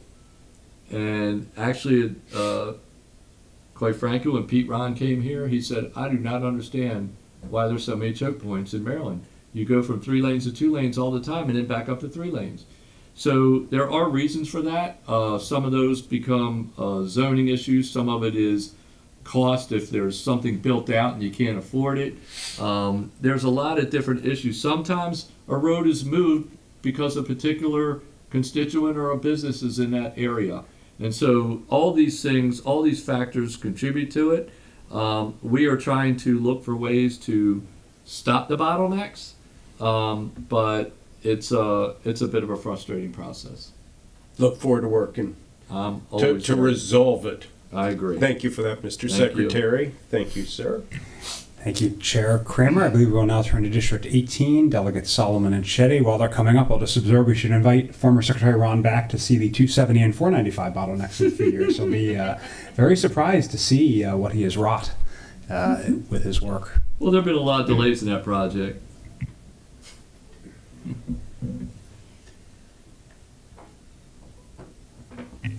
There we go. Good evening, everybody. Yeah, there have been a lot of delays on that project for a whole number of reasons. It's good to see everybody. Thank you for being here. Delegate Solomon, along with my colleague, Delegate Shetty. I just wanted to start off by saying a couple of thank yous. First off, to Administrator Smith and to Derek Gunn. We really appreciate your partnership with our whole team. Tim has been on, I can't even count the number of calls with Delegate Charcudian and I on Montgomery Hills. So that was... She mentioned the mimeograph, literally 40 years in the works, so we were overjoyed to see that in there, and just can't thank your team enough for the partnership on that. We even got out with the local crew and took some fun pictures when they put up the new speed limit sign. So really appreciate that. And then to Administrator Arnold, I saw Kate Sylvester in the back there too. Appreciate the numerous calls that you've had with those of us from the General Assembly that have been really digging in on the MARC rail improvements. I know we have a lot more to do, but really appreciate your team's commitment and the partnership on that. And then I always say this, but Administrator Neiser, thank you. You are like the most responsive person to our constituent issues. My Chief of Staff Eden couldn't be here tonight, but she appreciates you to no end. You make us look like rock stars. So thank you. There were a lot of really good things in the CTP. I mentioned the Montgomery Hills. I know we just had a lot of conversation around the increase in the budget. I will just say, there is still a tremendous amount of work to do on road safety. I appreciate your comments about getting students to take the bus, but I could give you a myriad of examples across our community where kids don't feel safe walking to school because we have not made road improvements on Connecticut, on East-West Highway. Some of it is, the school system cites schools in places, frankly, that they shouldn't, and they don't think prospectively about road improvements. We had a bill that we finally got through last year to work on that. Going forward, but there are so many instances where our communities do not feel safe walking to be able to take transit. MARC is another example in the city of Kensington, the town of Kensington. So the more we can prioritize road improvements, we appreciate, again, working with Derek and his team on speed cameras on Georgia Ave, but was really disappointed to see Georgia Ave not designated as a priority safety corridor. And I have a question about that. Just going through my notes here. I appreciate the positive comments on MARC. I will just say, again, appreciate Administrator Arnold's team, but for the overall administration, the bill that we passed last year was vetoed by the governor. We got it through, frankly, kicking and screaming.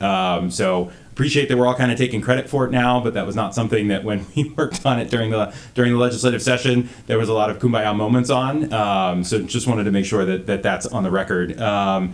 And then, I think many of you know my opposition to the 495, 270 expansion. I will just say the last piece on that, I appreciated Chair Corman's comments. I think many of us would really like to see what the timeline is between now and the end of the year. I believe there's a Board of Public Works meeting scheduled literally days before the administration is supposed to turn over, one way or the other. Both candidates have been on record saying they don't approve and do not agree with the current plan going forward. So I think there are many, many concerns and questions about putting the future of the state on the hook for something when both candidates have said this is not our direction.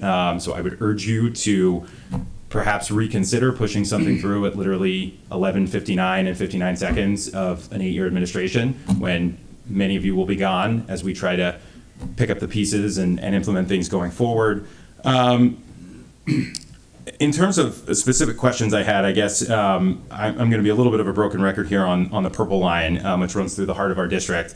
And we don't have some of the same. We don't have some of the issues that you heard from Delegate Charkoudian, but one of the huge issues that we've heard is around the trail. And before I get to my question, I do want to thank Matt and his team who have come out numerous times, also answer questions and probably answer more questions from some of our constituents who just go to him directly. So really appreciate that, and appreciate that we did get a firm commitment for, I guess it's October 31st for the opening of this Leafford Road underpass, which fingers crossed we'll be able to get that open. I know that's important to some of our other colleagues in District 16 as well. I guess my question, since I have slightly different people here than we did at that hearing a couple of weeks ago, I think it was Deputy Secretary Powell who wound up answering the question. So we got a commitment in 2019 from, at that point it was Peter Vanderwart, who was the CEO of the conglomerate and the partnership, who publicly said at Chevy Chase in the Purple Line Now meeting that he was going to commit to opening the trail early. That once the train construction, for the most part, was done, there would be 8 to 9 months of testing for the rail line. And I know my colleagues at other levels, I think it was Councilmember Friedson had asked about this in the recent oversight hearing. But I guess I want to ask you, Secretary Ports, and you, Administrator Arnold, can I get a similar commitment from MDOT and from MTA that the position of this administration is going to be to honor the commitment that the community was given back in 2019 to open the trail before the actual train line is up and running and operational for service? So what I can say is that I'm not familiar with that promise, if you will, but the thing that we had to balance is safety. You've heard a lot about safety today and being able to walk on sidewalks and trying to stay out of roadways. So in a construction area, you have to be concerned about safety. And that's the primary thing that we have to worry about. We do not want to open a trail too early and have someone get hurt or killed, okay? And so we will look for opportunities to advance that as quickly as possible, but I can't give you an exact timeline. I guess I'll let Matt address some of that, but I just want to be clear about the safety aspect. That's number one in what we do. All right, thank you, Jim. Well, so I guess you sort of know where my answer is coming, but let's take it all the way through. Obviously we understand and share the community's desire to reopen the Capitol Crescent Trail. Obviously, bike and pedestrian connections are a critical part of what is going to make the Purple Line so great. As the Secretary mentioned, the light rail is immediately adjacent to the trail, and the trail's path provides key entry points for our construction vehicles and for our construction materials to get in and out. As the construction advances, the project team will continue to evaluate where there are opportunities to open the trail prior to opening the Purple Line, but at this time we cannot promise that an earlier opening date will be possible. Well, Matt, I knew what I would hear from you. So Secretary Ports, I'm glad you were here, and I'd be happy to, I think many of us would be happy to engage more on what the promise that was made in 2019 and how we could get there. I think, frankly, opening the trail as early as possible, particularly in our section of the Purple Line, will make a huge difference in pedestrian safety. And I will say, I think that was a collaborative failure between local government and the state when the trail was closed to not really come up with, I think, safe alternative pathways through the community. But I think there's ways to do it where even if parts of the trail need to be closed for short periods of time because something went wrong with a test and something needs to be fixed, there's ways to do it that would allow still the majority of the trail to be usable for sections. Well, let me just address that real quickly. So, I mentioned that I went and toured the Purple Line. I did tour part of the trail also. It's a hard hat area. I had to wear safety glasses, vest, steel-toe shoes, and a hard hat. That's a construction zone. That is something that we cannot open up to the public. I just need to be clear about that. We talked that day about trying to find ways to open that trail early. But as Matt informed me, in a construction zone, you have timelines where you're working in this section, then you move to this section. Some people say, well, then open this section. But then you're back. And then people are confused and they want to use the trail because they said, well, it's open now. That's just a safety hazard. And I hope that you will commit with us that safety is the important part here. And that's the commitment that you're going to get from me, is that we want the community and the pedestrians and the bicyclists to be safe. That's our number one priority. And we will open it as soon as we possibly can. That's my commitment. Mr. Secretary and team, thank you for joining us this evening, for letting us share our thoughts and concerns. I don't think that my friend and colleague is at all asking for open construction sites to be opened for trail access. I think our shared interests in our community is the same. We care about the safety of all of the users of all of our roads, our sidewalks, our trails. But I think what we're hearing is that once construction is complete and you all have moved on to perhaps the testing phase and you're waiting for the trail to be certified, or not the trail, excuse me, the rail line to be certified for operational use, perhaps at that point, once it's deemed safe, that the trail can be open, even if the Purple Line is not operational. Mm-hmm. And just to be clear, that was the commitment and the promise that was publicly made by Peter Vanderwert. Mm-hmm. Again, we didn't force him to do that. That was of his own volition. That was in 2019. Obviously, we have a different contractor right now, but the administration, the Hogan administration, is still here and still has oversight over the trail. And like I said, happy to have a follow-up conversation on that. I did just have one other area that I wanted to shift to, and then I'll turn it back over to my colleague. On the SHA side, one of the suggestions, and to piggyback off of what Delegate Charkoudian had said, and again, I know a lot of this is not a local district's fault. I want to just preface it with that because Derek and his team have done Herculean work with our community. But we often run into situations where stuff gets sort of sent to Hanover or to it's the central agency and it gets lost. It gets sort of in a soup. And if it weren't for many people following up, we may not ever get an answer. And that goes for Derek's team too. They have similar issues. So one of the thoughts that I had, and Derek and I had been talking about this, was creating some sort of a dashboard to be able to track, for major projects that may not be feasible, but for things like a crosswalk or a hawk signal, clearly saying this is the date that we expect it to be through the permitting process, and some public facing item that not only could our offices track, but frankly, we could make your lives a little bit easier to say to our constituents, check out this great SHA website that says the approval will be done in 2 or 3 weeks.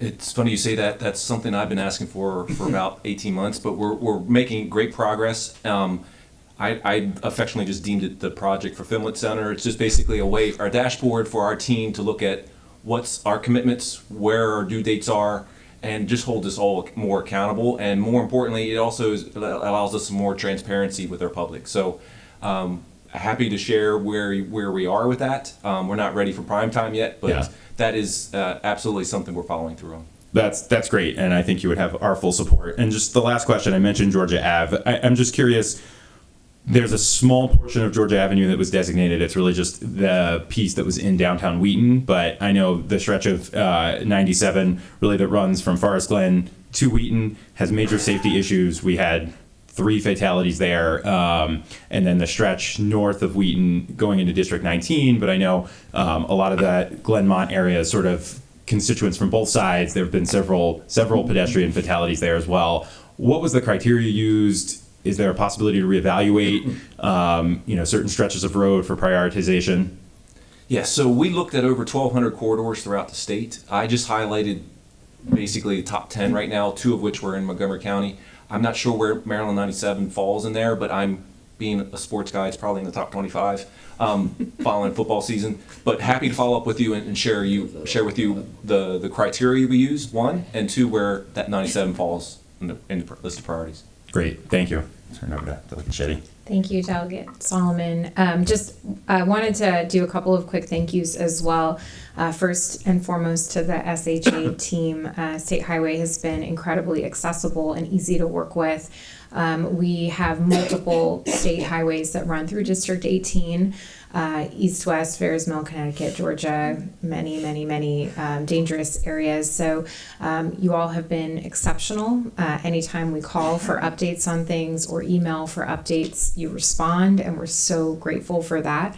I will ask that sometimes, the requests that we get from across our community can be repetitive.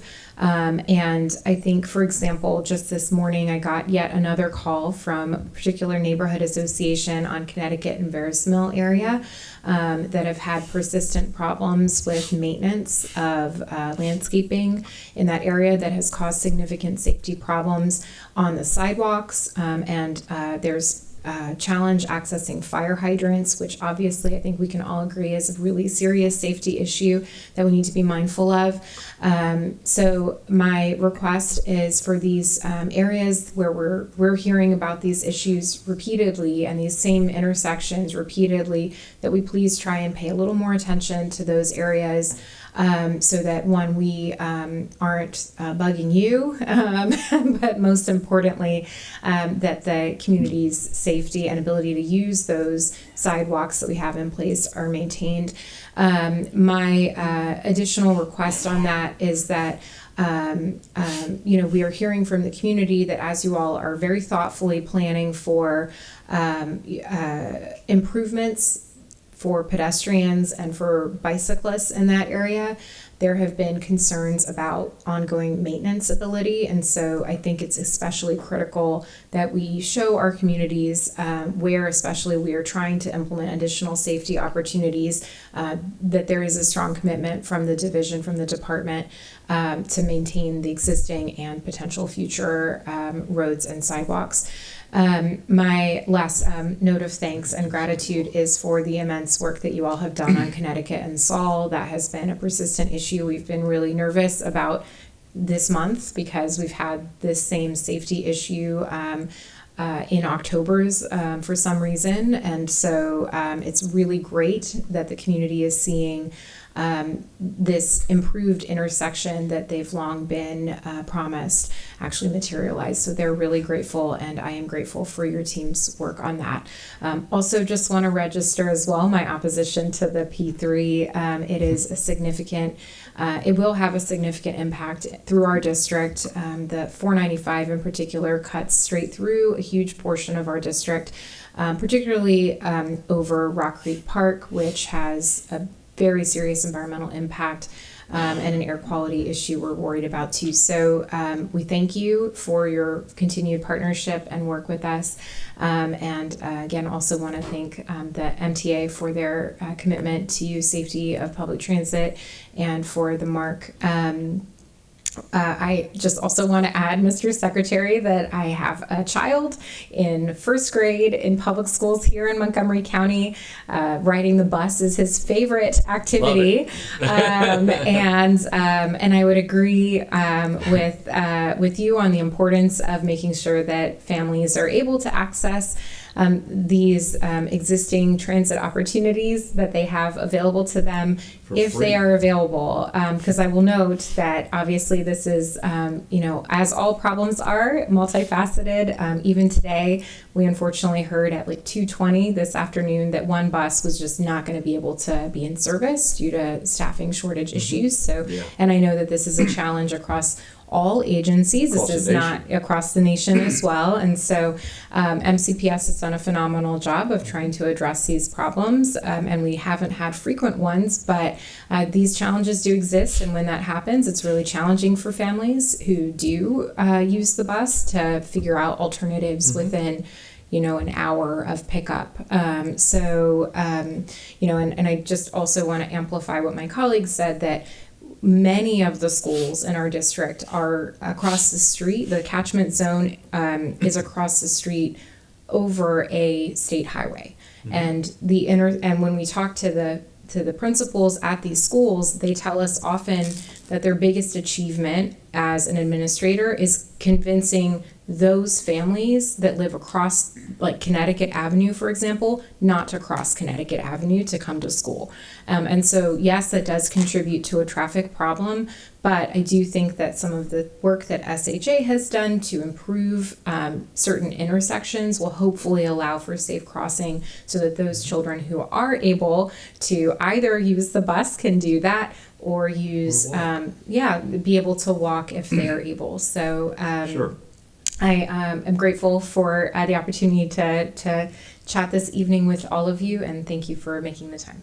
Well, first of all, thank you for putting your child on the bus. That's great. That's a great start. Appreciate that. The trimming issues. This is another area where we can work together.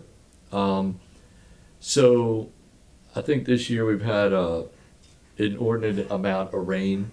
It has been a very big challenge. We do have our challenges with workforce like everyone else in the nation, including the school bus folks. And so we have limited folks to be working on this. So because of those two problems, it gets a little out of control. However,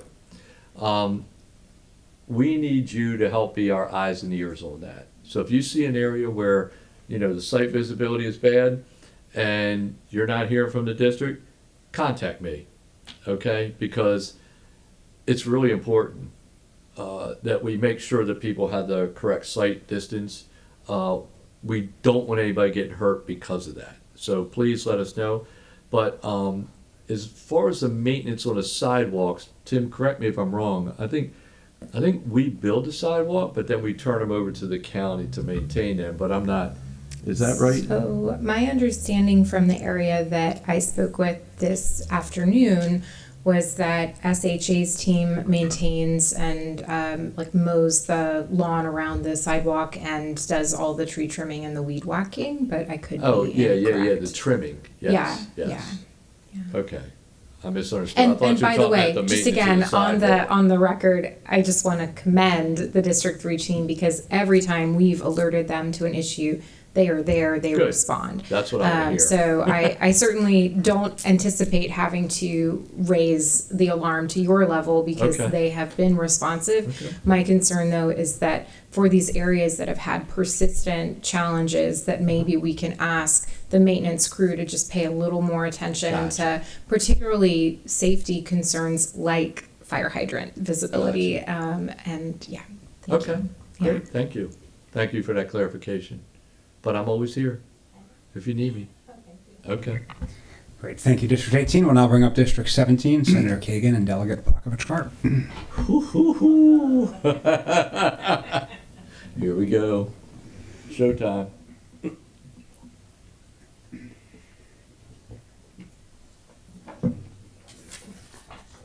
evening.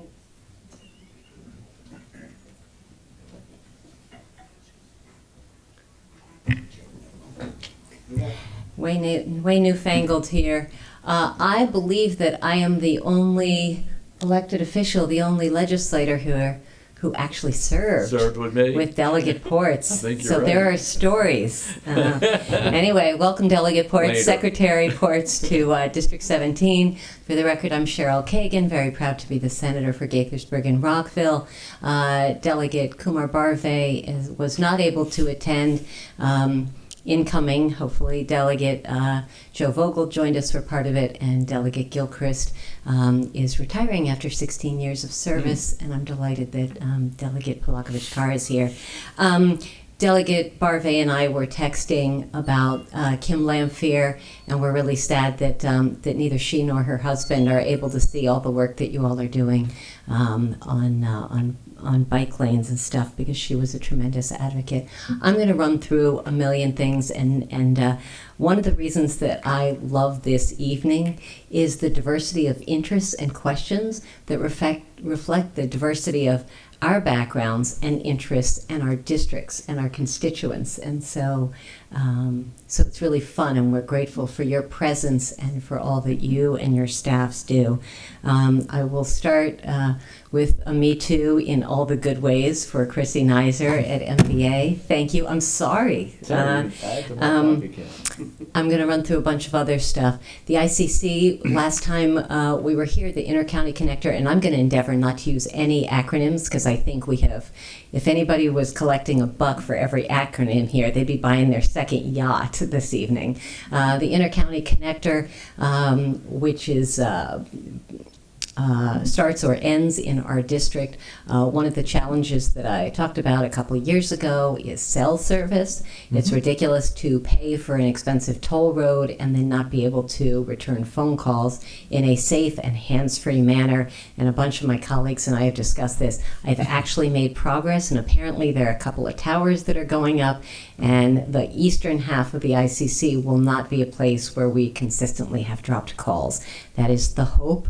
Anything you can do to expedite or ameliorate or support that, I know that a lot of us would be grateful. Ricky Smith, BWI, Baltimore Washington International Airport, the Thurgood Marshall Airport. Thank you for your attention to issues like nursing stations, signage, parking, and all that.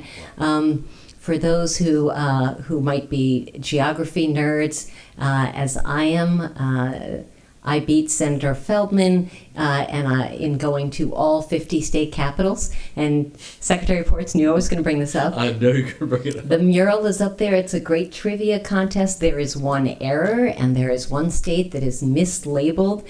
And it makes me a little nuts every time I take BWI to have an error in our airport art. And so at some point, while I'm still above ground, it would be great to see that fixed.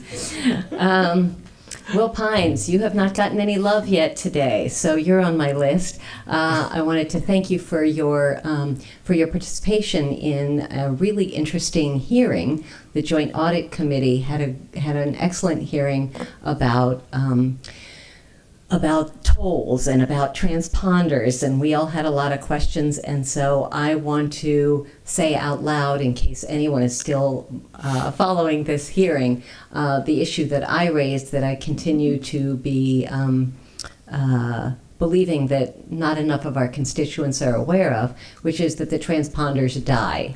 And we don't find out about them until we get tolls and fines and penalties. And I told the story, and there was another colleague, I think it was Delegate Fraser Hidalgo, who also had the experience of multi-state and driving through 6, 7, 8 states and getting fees and fines in all states when you thought your transponder was working. So for anyone who's watching, they do die. Make sure you get them traded in. And if you'd like to speak to that after my questions, Mr. Pines, just to give the education that you gave to our colleagues, that would be great.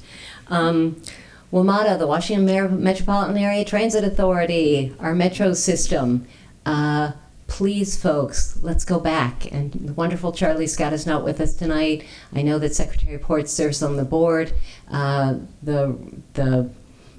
Metro Center, the Red Line Metro does run up District 17. We're proud to represent them, and District 16, Senator Lee is here. We need people to go back to using it. It's clean, it's safe, it's wonderful, and it's environmentally the right thing to do, as well as more convenient when possible. I hope folks will use it. Secretary Ports, if you want to say anything about the new administrator or new plans or anything, that could be helpful. I do want to reinforce what Council Vice President Neil Harris talked about with Clopper Road, and I appreciated that Council President Albornoz talked about it. I would love for it not just to be on the list. We really need something. I went out there, and 117, the visibility, the sight lines, as you talked about, Mr. Secretary, they're bad. They go around the corner, and now, especially with the new 270 exit at Watkins Mill, which we are grateful for, we've got problems in that area. It is a large and growing area. We host a lot of the high-tech corridor. There are increasing number of jobs, businesses, and transportation there, and we've got to keep people safe. The sidewalks are not good, the sight lines are not good, maintenance is not good, and I would love it if you would take another look, and let's see if we can do something sooner rather than later and not have it just on the list. But let's see if we can act on that. I want to join Councilmember Mark Pershela and many of my legislative colleagues. As you know, Mr. Secretary, I testified before the Board of Public Works, I testified before MDTA, I testified most recently before the Army Corps of Engineers, expressing my concerns about the 270, the pricey toll lanes on 270. And with our district, Gaithersburg is focused on transportation alleviation. We understand that. Rockville is focused on the impact on our homes, our businesses, and our communities. And so there is a middle ground, in my opinion, but I don't think this Hogan plan is it. So I have never been in the no, never, never, but I don't think it's this plan. I think the tolls are outrageous. I think we've seen precedent in Virginia and problems. During COVID, we have seen so much success and such a drop in traffic with folks telecommuting. The environmental impacts have not been sufficiently shared and explored. And again, as I think it was Delegate Solomon, at the 11th hour, as we're leaving this administration, and we're getting not just a new governor and lieutenant governor, but a new comptroller, and we have a new treasurer. The entire 3-member of the Board of Public Works, which approved this project, will be new. And I hope they will have the opportunity to weigh in. And so I hope we slow things down enough to take a look and be thoughtful and mindful in taxpayer money and then constituent money as well. So thank you for your attention and happy to hear any comments. Okay, great. Well, I will mention, you mentioned Randy Clark, the new WMATA executive director, or general manager, I should say. Right. He's been fantastic, a breath of fresh air. I actually went with him to Fort Trotton a few weeks back to specifically speak with passengers on WMATA to find out what their concerns are.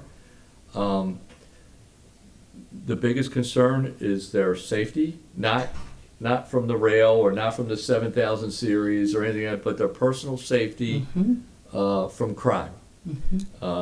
You mentioned clean. That was one of the other big issues we heard about, that the facilities are not clean.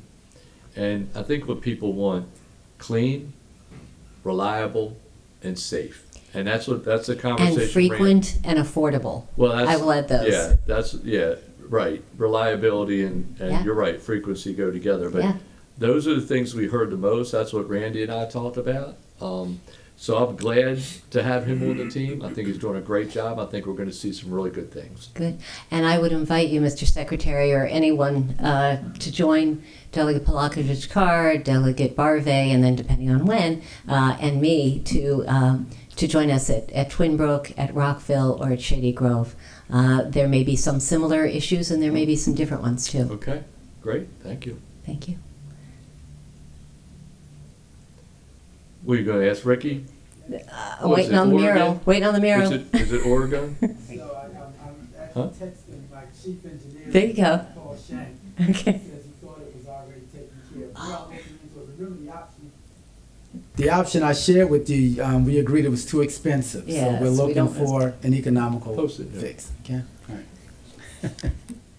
I think Mr. Pines was going to talk about Easy Pass. Is that what you were? Sure. Yep. No problem. So one correction: it was at the Joint Committee on Federal Relations. Just in case anybody wants to watch the It video. was. I apologize. Thank you, Mr. Pines. No problem. I thought it was that, and then I corrected myself in my head. Yes.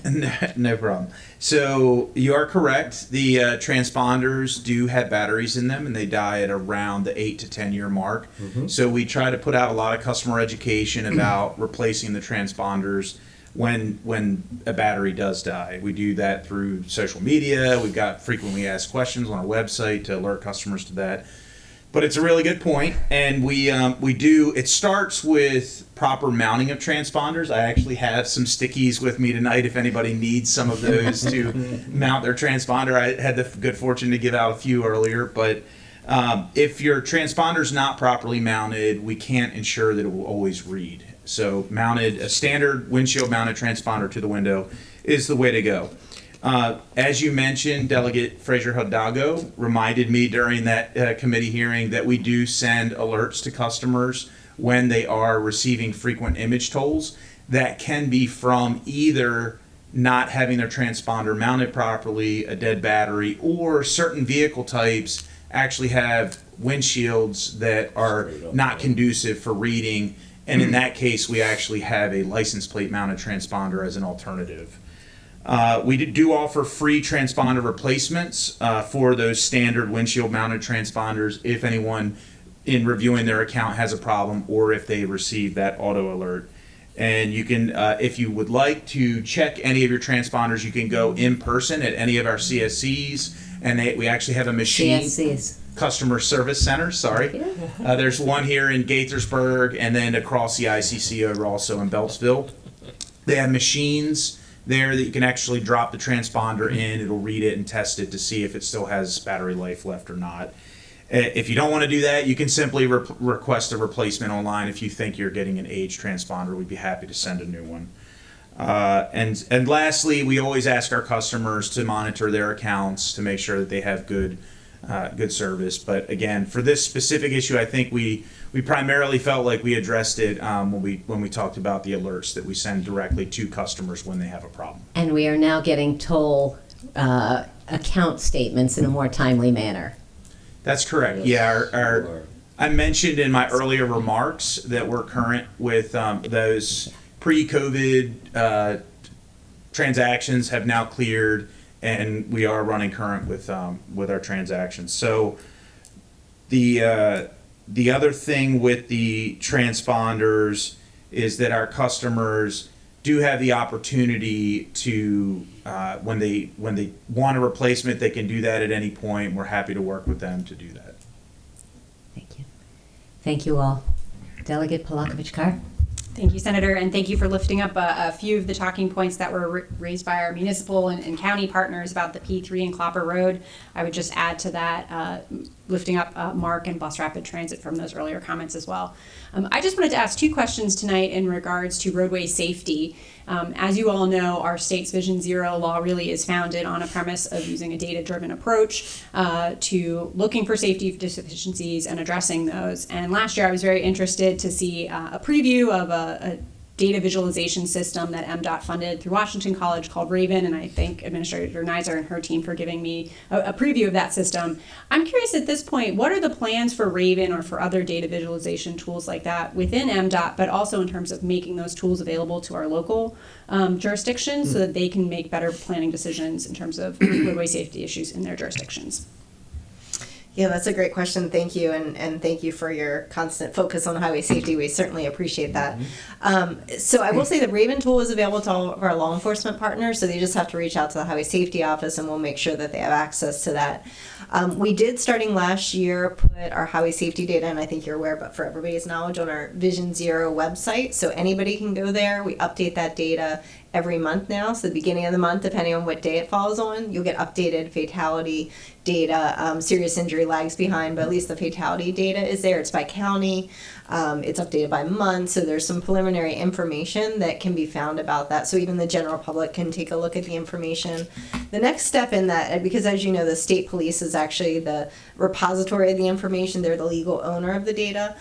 So we're working with them to create, along with our partners at State Highway Administration, who are an important piece of this puzzle, to create a dashboard. It seems like the word of the night, right? But a dashboard kind of approach so that then we can have the mapping tools off of that. So it is in the works. We're actively having those conversations. We want to make sure the data is as accurate as possible. Obviously, that's the key thing. Sometimes when SHA looks, State Highway Administration looks at something, they do analysis and change, maybe the exact location. And that matters, to your point, because if we're doing data-driven, we got to make sure that we've got the location accurate. So we've got at least the preliminary data out there for folks to use. The Raven tool is available to all of our law enforcement partners. They just need to ask. And we're working on a dashboard approach that we're putting funding behind from a highway safety standpoint. So I'm hopeful within calendar year 2023 that we get something out there that the public can use. Sorry, Delegate, Administrator Neiser, I just apologize. They have the wrong name up for That's you. what It's not a prank that we're trying to get back at Ricky Smith for Oregon or anything like that. Apologies for the No, I name. didn't notice. It's no problem.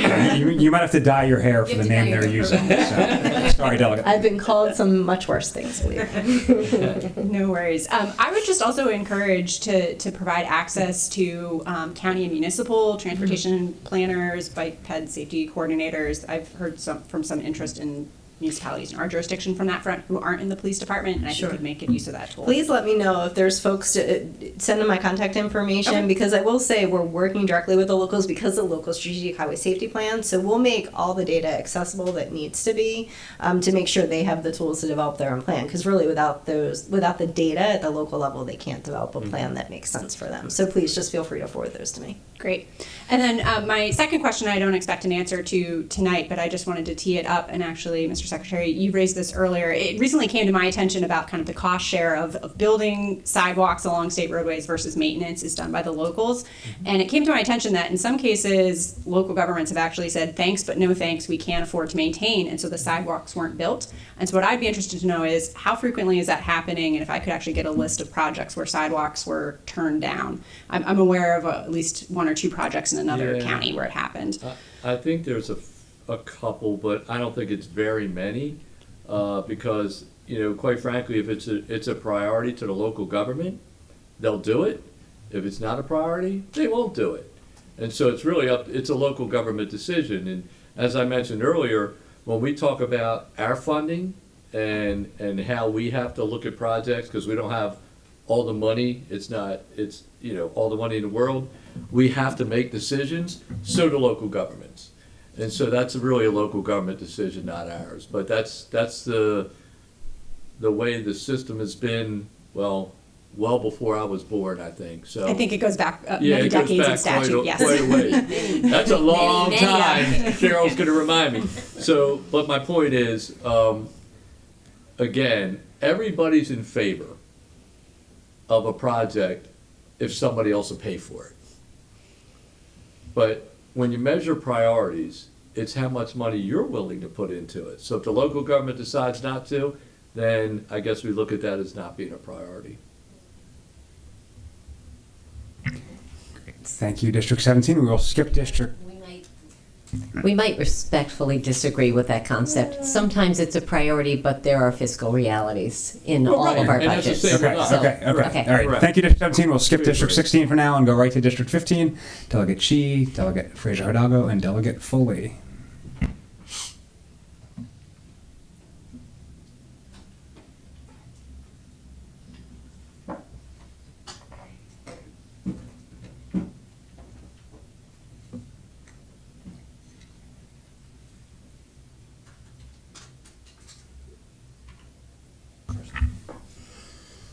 Thank you. We're just having a big argument about who's going to go first. You solved it pretty quickly. So,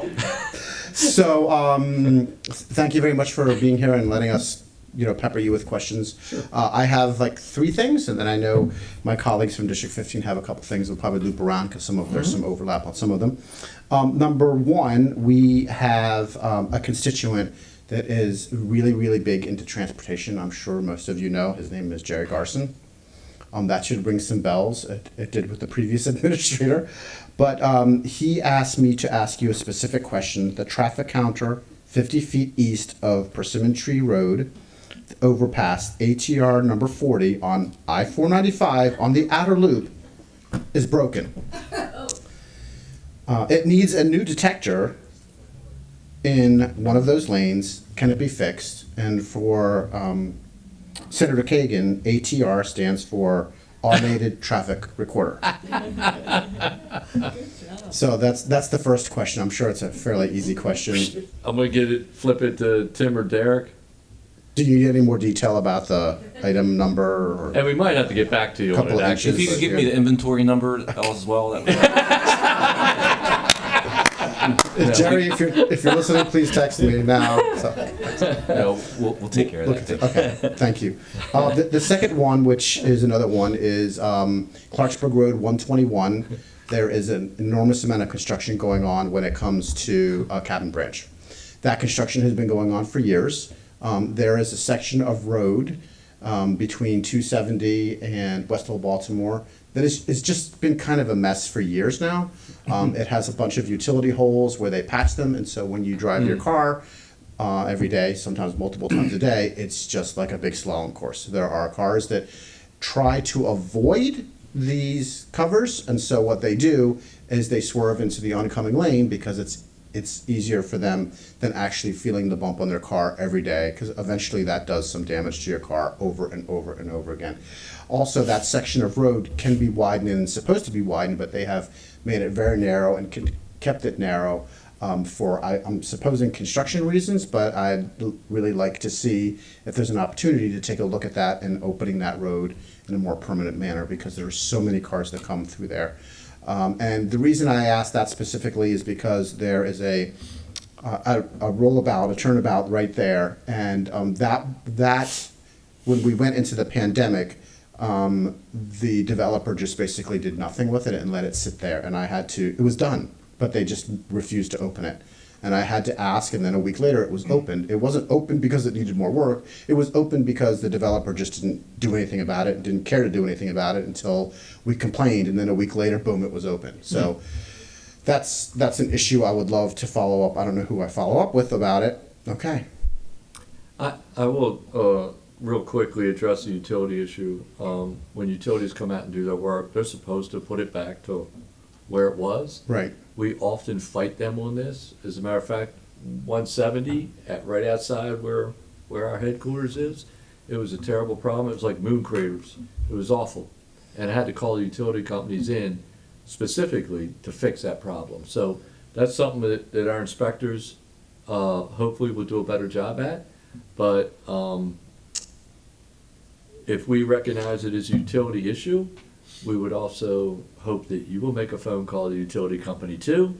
Yes. And let's work together to get that done. Absolutely. Because it is a real challenge working with utility companies. I spent 21 years, BG&E, working for a utility company. Very proud of what we did, but we have this problem all the time. But with that, Derek, I don't know if you want to address the widening or I guess it might be a permit issue with the developer because those permits are for certain times and then they come back Right. and go back. So, And, Derek, and if I may address add just very quickly, Derek, before you, I am not 100% sure those are all utility covers that are basically Oh, okay. asphalt piled up. They could be stormwater management. They could be any Gotcha. number of things. Okay. But there's a Okay. series of them that Yeah. basically leads to a slalom course. Can we take a look at that, Derek? Yes, we can. And Okay. if it's a developer project, which I think it is, we'll It is. work with our permitting folks and see what we can do there.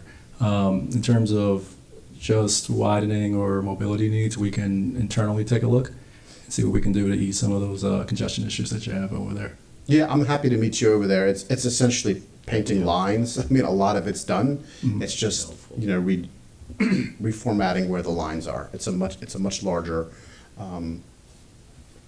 driveway that they can go, highway that they can utilize. They just aren't utilizing it because it's easy to leave the painted lines where they are. Understood.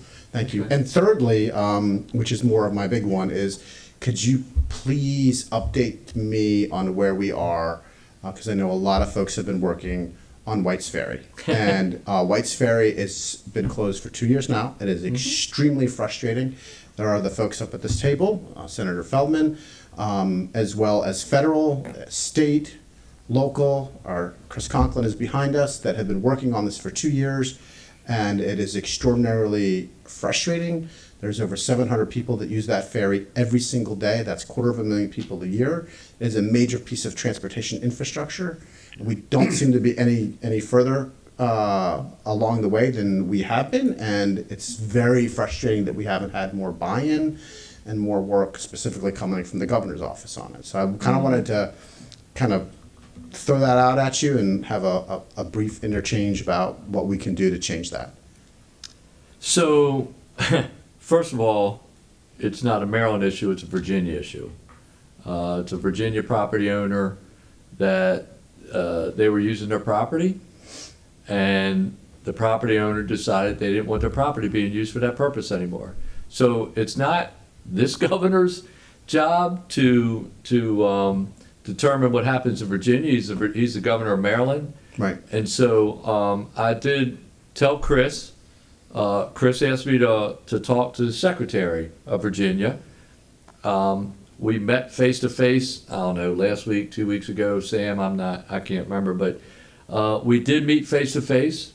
I asked them specifically about this project, and they said they were not interested in, I guess, condemnation or anything like that with the property owner. That if the community is interested in moving forward with a ferry system in that area on that piece of property, that they would have to work with the property owner. It's a property rights issue. It's not something that Maryland can do. It's not something the state can do. As you know, we don't do zoning. We don't do that kind of thing. We cannot condemn property in Virginia. And so right now, there's absolutely nothing we in Maryland can do about it. It's a Virginia issue. Right, and with all due respect, because I think this has been extraordinarily frustrating, because I get it. It's because the governor can make phone calls. I mean, this is politics. The governor can call the governor of Virginia and say, why can't you get this thing open? It's not a big issue. I mean, the folks in Poolesville, the businesses in Poolesville and the citizens of Poolesville are suffering greatly. They cannot get across. They have to go all the way up to Point of Rocks or all the way down to the American Legion Bridge. And it's not a big lift for the governor of the state of Maryland to call one of his counterparts in the Commonwealth of Virginia and just have a 5-minute conversation. And that's maybe not your issue, but it's extremely frustrating from our side when the governor just refuses to even have a conversation. I've reached out to the governor half a dozen times. He doesn't even want to talk about it. And the idea that this is simply a Virginia issue, fine. You know, I get what you're saying. I get that part, and you're right. It doesn't mean that the governor can't make a phone call on behalf of the citizens of the state of Maryland to try to open this. And I have to tell you, it is extremely disappointing that the governor has not done more. He's just refused to do anything. And that's just my rail. I mean, it's not so much your issue or any of your wonderful team. It's just extraordinarily frustrating when the governor won't take a meeting and the governor won't pick up the phone and have a 5-minute conversation and at least try.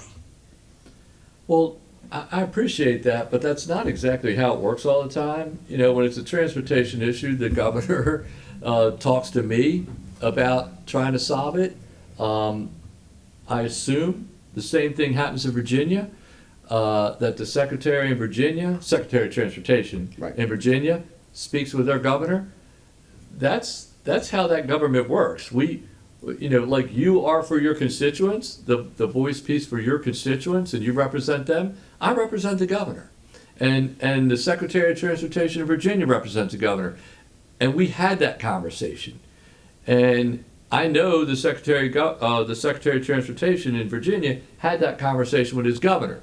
So I'm not sure. I don't think you get another answer, a different answer, if the governor picked up the phone and talked to the governor of Virginia. The bottom line is, I know how you feel about it, but it's a property rights issue. It's a property owner that they were using their property. I assume either without permission or something along those lines. Right, I mean, for you- many years, and they said no more. I It's as get simple that, and It'd be like that's- if I wanted to use your backyard.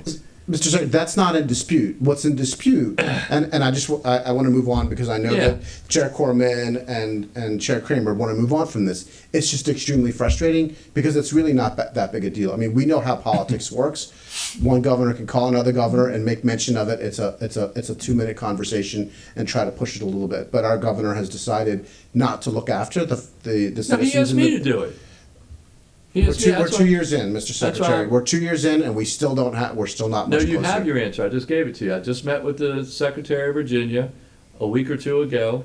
He told me they're not interested in doing anything with that property. It's a private citizen's right to determine what they want to do with their property. That's the answer. And all I'm saying is it should be elevated because this is a major piece of transportation infrastructure between two states, and it should be elevated. It shouldn't be that simple. The state of Maryland could do more and push harder, and the governor could as well. And I will let it go at that. It's Okay. just extraordinarily, not you, but extraordinarily disappointing that the governor hasn't taken it upon himself to do more and won't even take a meeting to discuss it.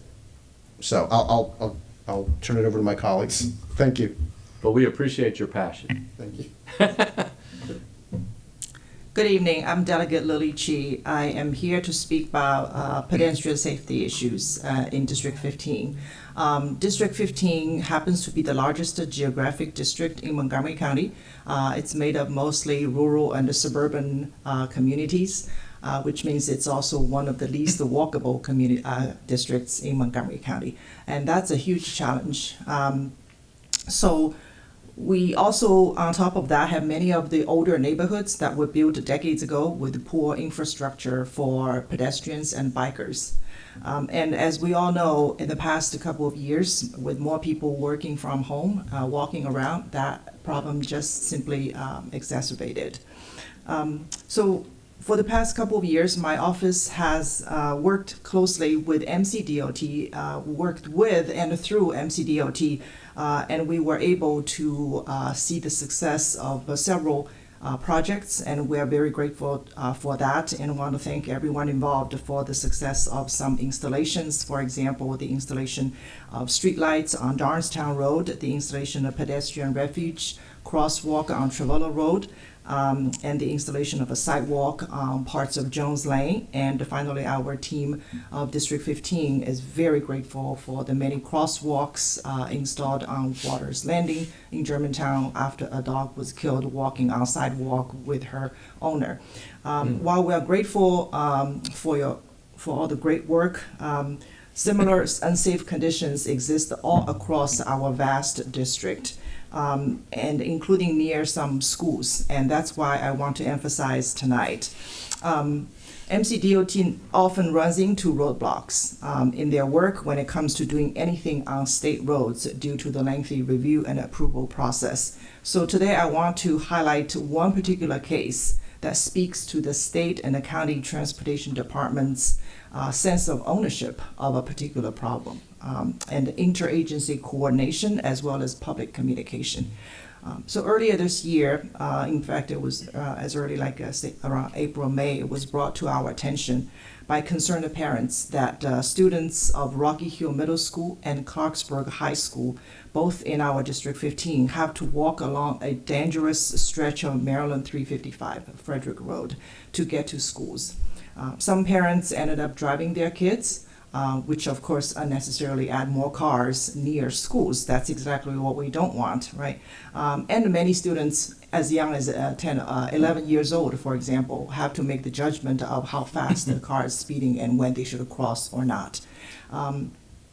So in April this year, the concerned parents of both schools requested a sidewalk on MD 355 from Running Brook Drive to Little Seneca Parkway through through MCDOT.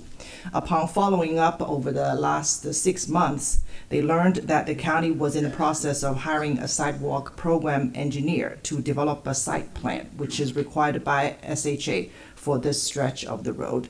But to date, they still don't have a definitive timeline of when that project will begin. And we understand these things could take as long as a couple of years or even longer because this is a state road. In the meantime, the parents' request for a crosswalk between 355 and the Running Brook Drive was denied by SHA after a study that was conducted when schools were not in session, and by also MCDOT that considered it dangerous to install a crosswalk without proper traffic infrastructure in place. While I understand there may be legitimate reasons for not installing crosswalks there, the problem is still there, that it's dangerous to cross and the kids are still crossing. So now with the indefinite timeline for a sidewalk and the crosswalk being denied, the parents are petitioning to try to get some crossing guards as a temporary relief measure because schools are in session again. Which is again a county responsibility. So here I am to say that we hope we can look into this case as a case study of some operational improvements on several fronts. One is to ensure clear ownership of such state highway projects for more efficient coordination and public communication, such as designating a case manager, a point of contact from SHA, or whoever, or whatever makes sense to you. Just because something has been tried and didn't meet your standard at the moment doesn't mean the problem actually goes away, right? The public needs to know who's in charge and how the government is going to solve their problems one way or another. Another concern is the lack of clarity on project status. I think Delegate Jared Solomon from District 18 made a very good suggestion about dashboard of sort, and I would highly recommend something along the line, and I understand a response was given earlier, so I'm very pleased to hear that, because not knowing who to contact, when they can expect some kind of response or result, or who has the final say can be deeply frustrating and erodes public confidence and prolongs the problem. We definitely need a user-friendly tracking portal at both the county and the state levels without having to go through long email chains that often add more confusion to the process. I know from my recent Zoom call with the MCDOT team that MCDOT's new sidewalk status tracking program is already in the works. So apply to smaller projects for the same level of transparency that currently has for larger projects. And I certainly would highly recommend MDOT doing the same thing. And then finally, I agree with the parent advocates that school safety projects should be in a different category for your assessment of needs than the regular pedestrian safety projects, and given due priorities in your evaluation. And we need to have both short-term and long-term solutions for these dangerous roads near schools. We understand, of course, the demand far exceeds your capacity to deliver results quickly, but clear ownership, expectations, and efficient coordination could greatly benefit the party, the communities involved, and the departments. Thank you very much for listening to us.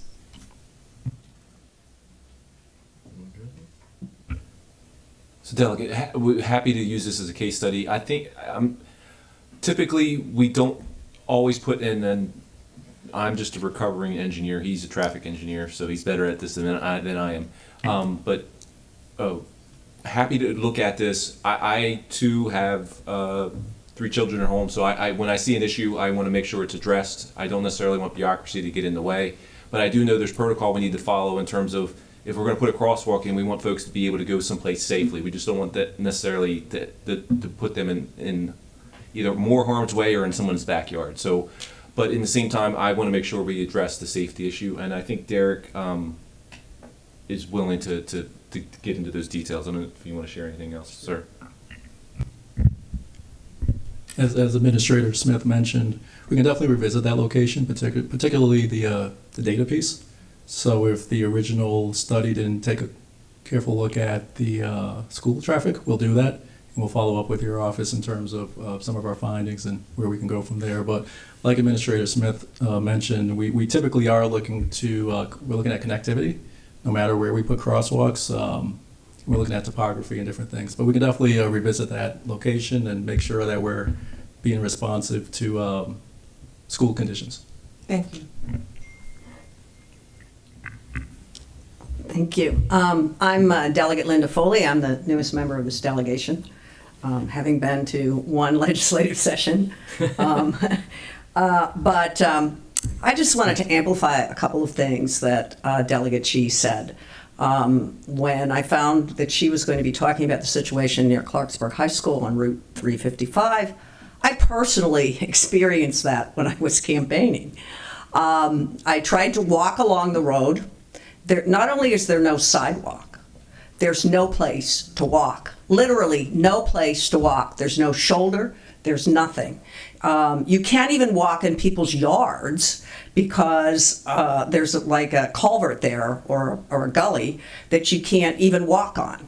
So you have subdivisions, some new, some old, on one side of 355, and you have Clarksburg High School and the middle school on the other side of 355. And those children literally, and families literally, have no place to walk. And then you add to that there's no crosswalk there. No crosswalk, none.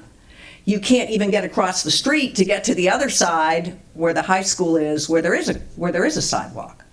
It is a very, very dangerous situation. And I did a lot of walking during the primary election in my district, and as Delegate Chee pointed out, it's not a very walkable district.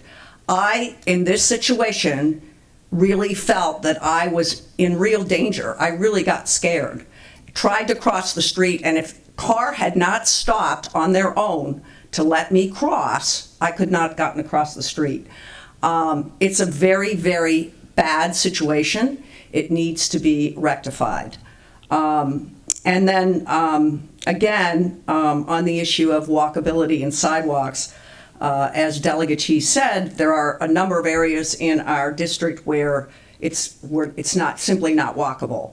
Another one I want to bring to your attention is Route 189, Falls Road, where we have a community center. And then the road continues down on Falls Road, and then the road continues on down to Potomac Village. This is in Potomac. During certain times, particularly the Potomac Community Center is an early voting center. We have had, fortunately, we've not had a fatality, but we've had numerous incidences where cars have come to screeching halts, pedestrians have almost been hit. Because, again, it's not just that there's not a sidewalk, it's that there's no place to walk and there's no crosswalk. This year, they put crossing guards out there during early voting, helped the situation somewhat. But there are that road is on a bus line.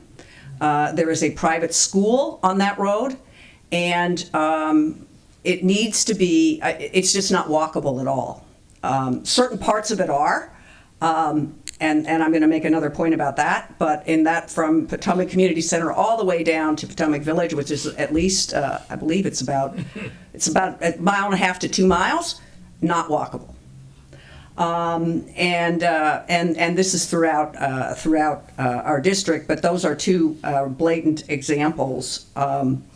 And one other point I want to make that I've observed in our district that I don't know how you fix this situation, but there are some roads, some state roads, like River Road, for example, 190, that does have somewhat of a bike path and a walking path. But here's what happens. So that goes for a while, and then it stops. This also happens on 189. So you have a path for a while, and then it just stops. It ends. And so if someone is riding their bike or walking, and they don't realize that that's going to happen, that creates another dangerous situation.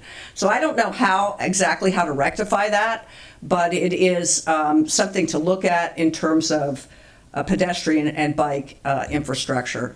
And then just one other point that I want to make on bike infrastructure that I see a lot in our district that I think we should think about is putting a sign up on a road that says bikes share the roadway. It doesn't help the situation. It kind of creates a false sense, I think, for bikers that that there's some safety there, and there really isn't. That's those kinds of situations are rife throughout our district, particularly in the area that I live in, and I hope that they can be addressed. Thank you, and thank you for being here tonight. Sure, thank you. Thank you. Congratulations. Can I just be on the record for one piece? I won't take long, Delegate. We know about White's Ferry. Yeah, 30 minutes at the most.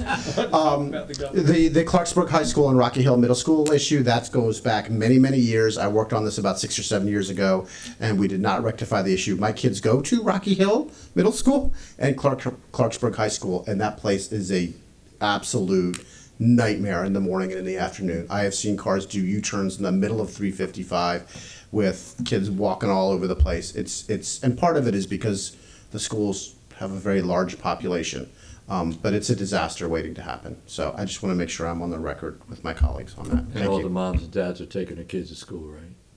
Yeah.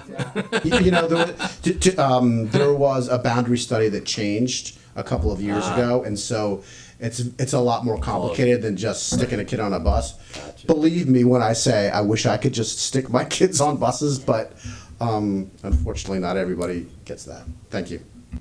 Thank you, District 15. Let's bring up District 14, Delegate Queen.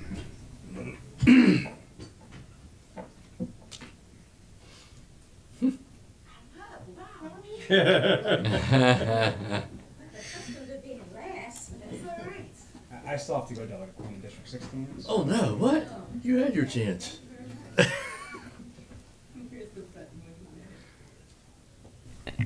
All right, there we go.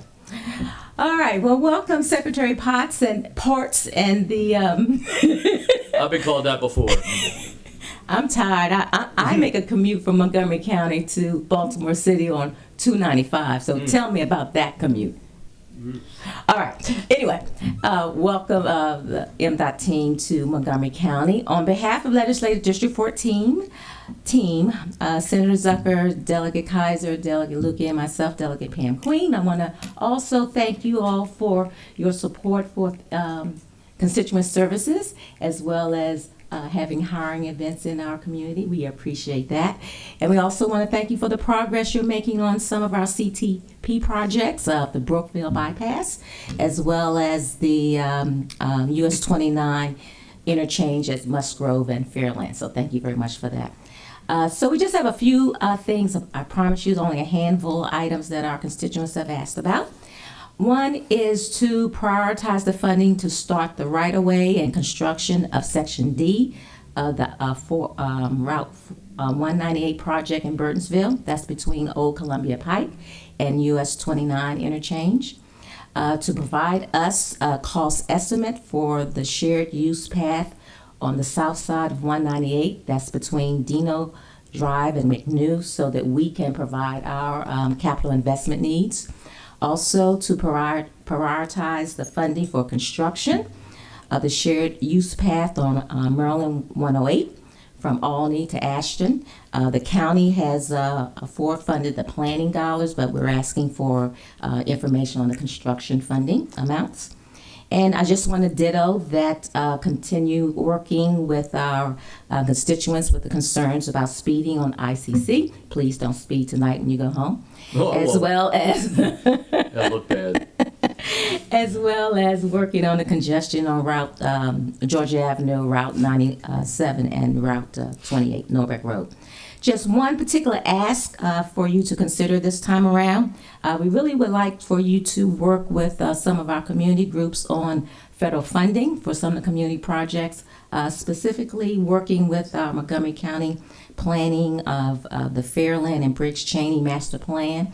I attended this summer with them webinars on the Reconnecting Communities grant programs with the federal government, and some of that funding really will work to address some of the issues we talked about, doing bridges across infrastructure and things, as we talked about, walkways. And so I think if we can use some of that federal funding, that would offset what the state needs to do. And so we would really encourage you to work with them, because they need some help with the planning and information to apply for these grants. So if we can find out a point of contact, we would like to work on that. And that's it for us. Thank you for your time and attention. Point of contact's going to be Heather Murphy. We have 2 bridge programs. One is through the state. It's the old, we'll call it the old bridge program, if you will, that we've used for many, many years. The IIJA has opened up a new opportunity for bridge projects that the local government can put in for, that the state is prohibited from putting in for. We did talk about that at Mako, and one of the things we encourage, I mean, this county has a lot of resources, and and you all have folks that can navigate through that federal process, but in many of the counties throughout the state, they do not. And so we ask them to try and look at getting consultants, because if they get the projects, they'll more than pay for themselves. But we're more than happy to work with you on some of those programs to help you navigate through that. That contact, the start would be Heather Murphy. Thanks a million. Bye-bye. Sure. Thank you. Great. Thank you, District 14. I do have some parochial questions for District 16 on behalf of my colleagues, Senator Lee, Delegate Kelly, and Delegate Love. I'm very lucky I got a lot of time with all of you through my subcommittee assignment, but these are things for my district, and I'm going to try to shift them more into terms of comments so you don't have to respond right now, unless, Mr. Secretary, you feel the need to jump in and get the last word, as so many of our interactions have seen. But we heard a lot of discussion. You'd like to get the last word in also. I was trying to get it preemptively, but I guess it's just competitive. I guess I missed my chance. We heard a lot from Administrator Smith about the importance of protocols and warrants, and I understand all that. I'll just say, I've seen a sea change at the Maryland Department of Transportation and the State Highway Administration. When I started this job 8 years ago and came to the first one of these, all I heard was that hawk signals were illegal, and our job is to move cars, not people. And clearly that attitude has changed. Maybe it hasn't changed as quickly or as much as some of us would like, but clearly that's not the case. And my district is a great example of this. There are hawk signals and other types of pedestrian signals throughout District 16 now, thanks to the work of Derek Gunn and his predecessors, Administrator Smith and his predecessors. I think a lot of those are going to have to be changed to red lights, not just yellow lights, going forward, but appreciate it. There's a lot more to do. Maryland 187, Old Georgetown Road, it's gotten great attention from the State Highway Administration. Unfortunately, both rounds of attention have been as the result of fatalities, both in that case of young people. And we're continuing to patchwork the problem. We've added somewhat protected bike lanes, and we're extending that thanks to a recent decision of the State Highway Administration, which is tremendous, and I thank you for it. It would not have happened 8 years ago with your predecessors. Unfortunately, those lanes are not scheduled to be planned to run to downtown Bethesda, which is the place those bikers need to go. Right now, they're bike lanes to nowhere, as Delegate Foley was describing a moment ago. Appreciate that a pedestrian refuge is going in at 187 and Cordell. I think that project was approved 3 district engineers ago.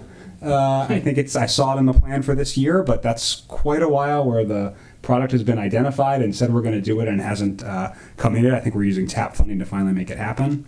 On Maryland 190, River Road, which you heard a little about in District 15, it crosses both our districts. Administrator Smith mentioned great progress at Braeburn. That was the result of extraordinary intervention of your predecessor with efforts I know you supported, but was not something that was easily done, and again took multiple fatalities for the results to happen. We have another situation on Maryland 190 where we have existing painted bike lanes, so the right-of-way is already there, and unfortunately a woman, Sarah Landekamp, was recently killed. That death will focus the elected officials, the State Highway Administration, and others, but we don't always want to be responding to those circumstances. I will say on that response, though, at least plastic flex posts, need to be installed there yesterday.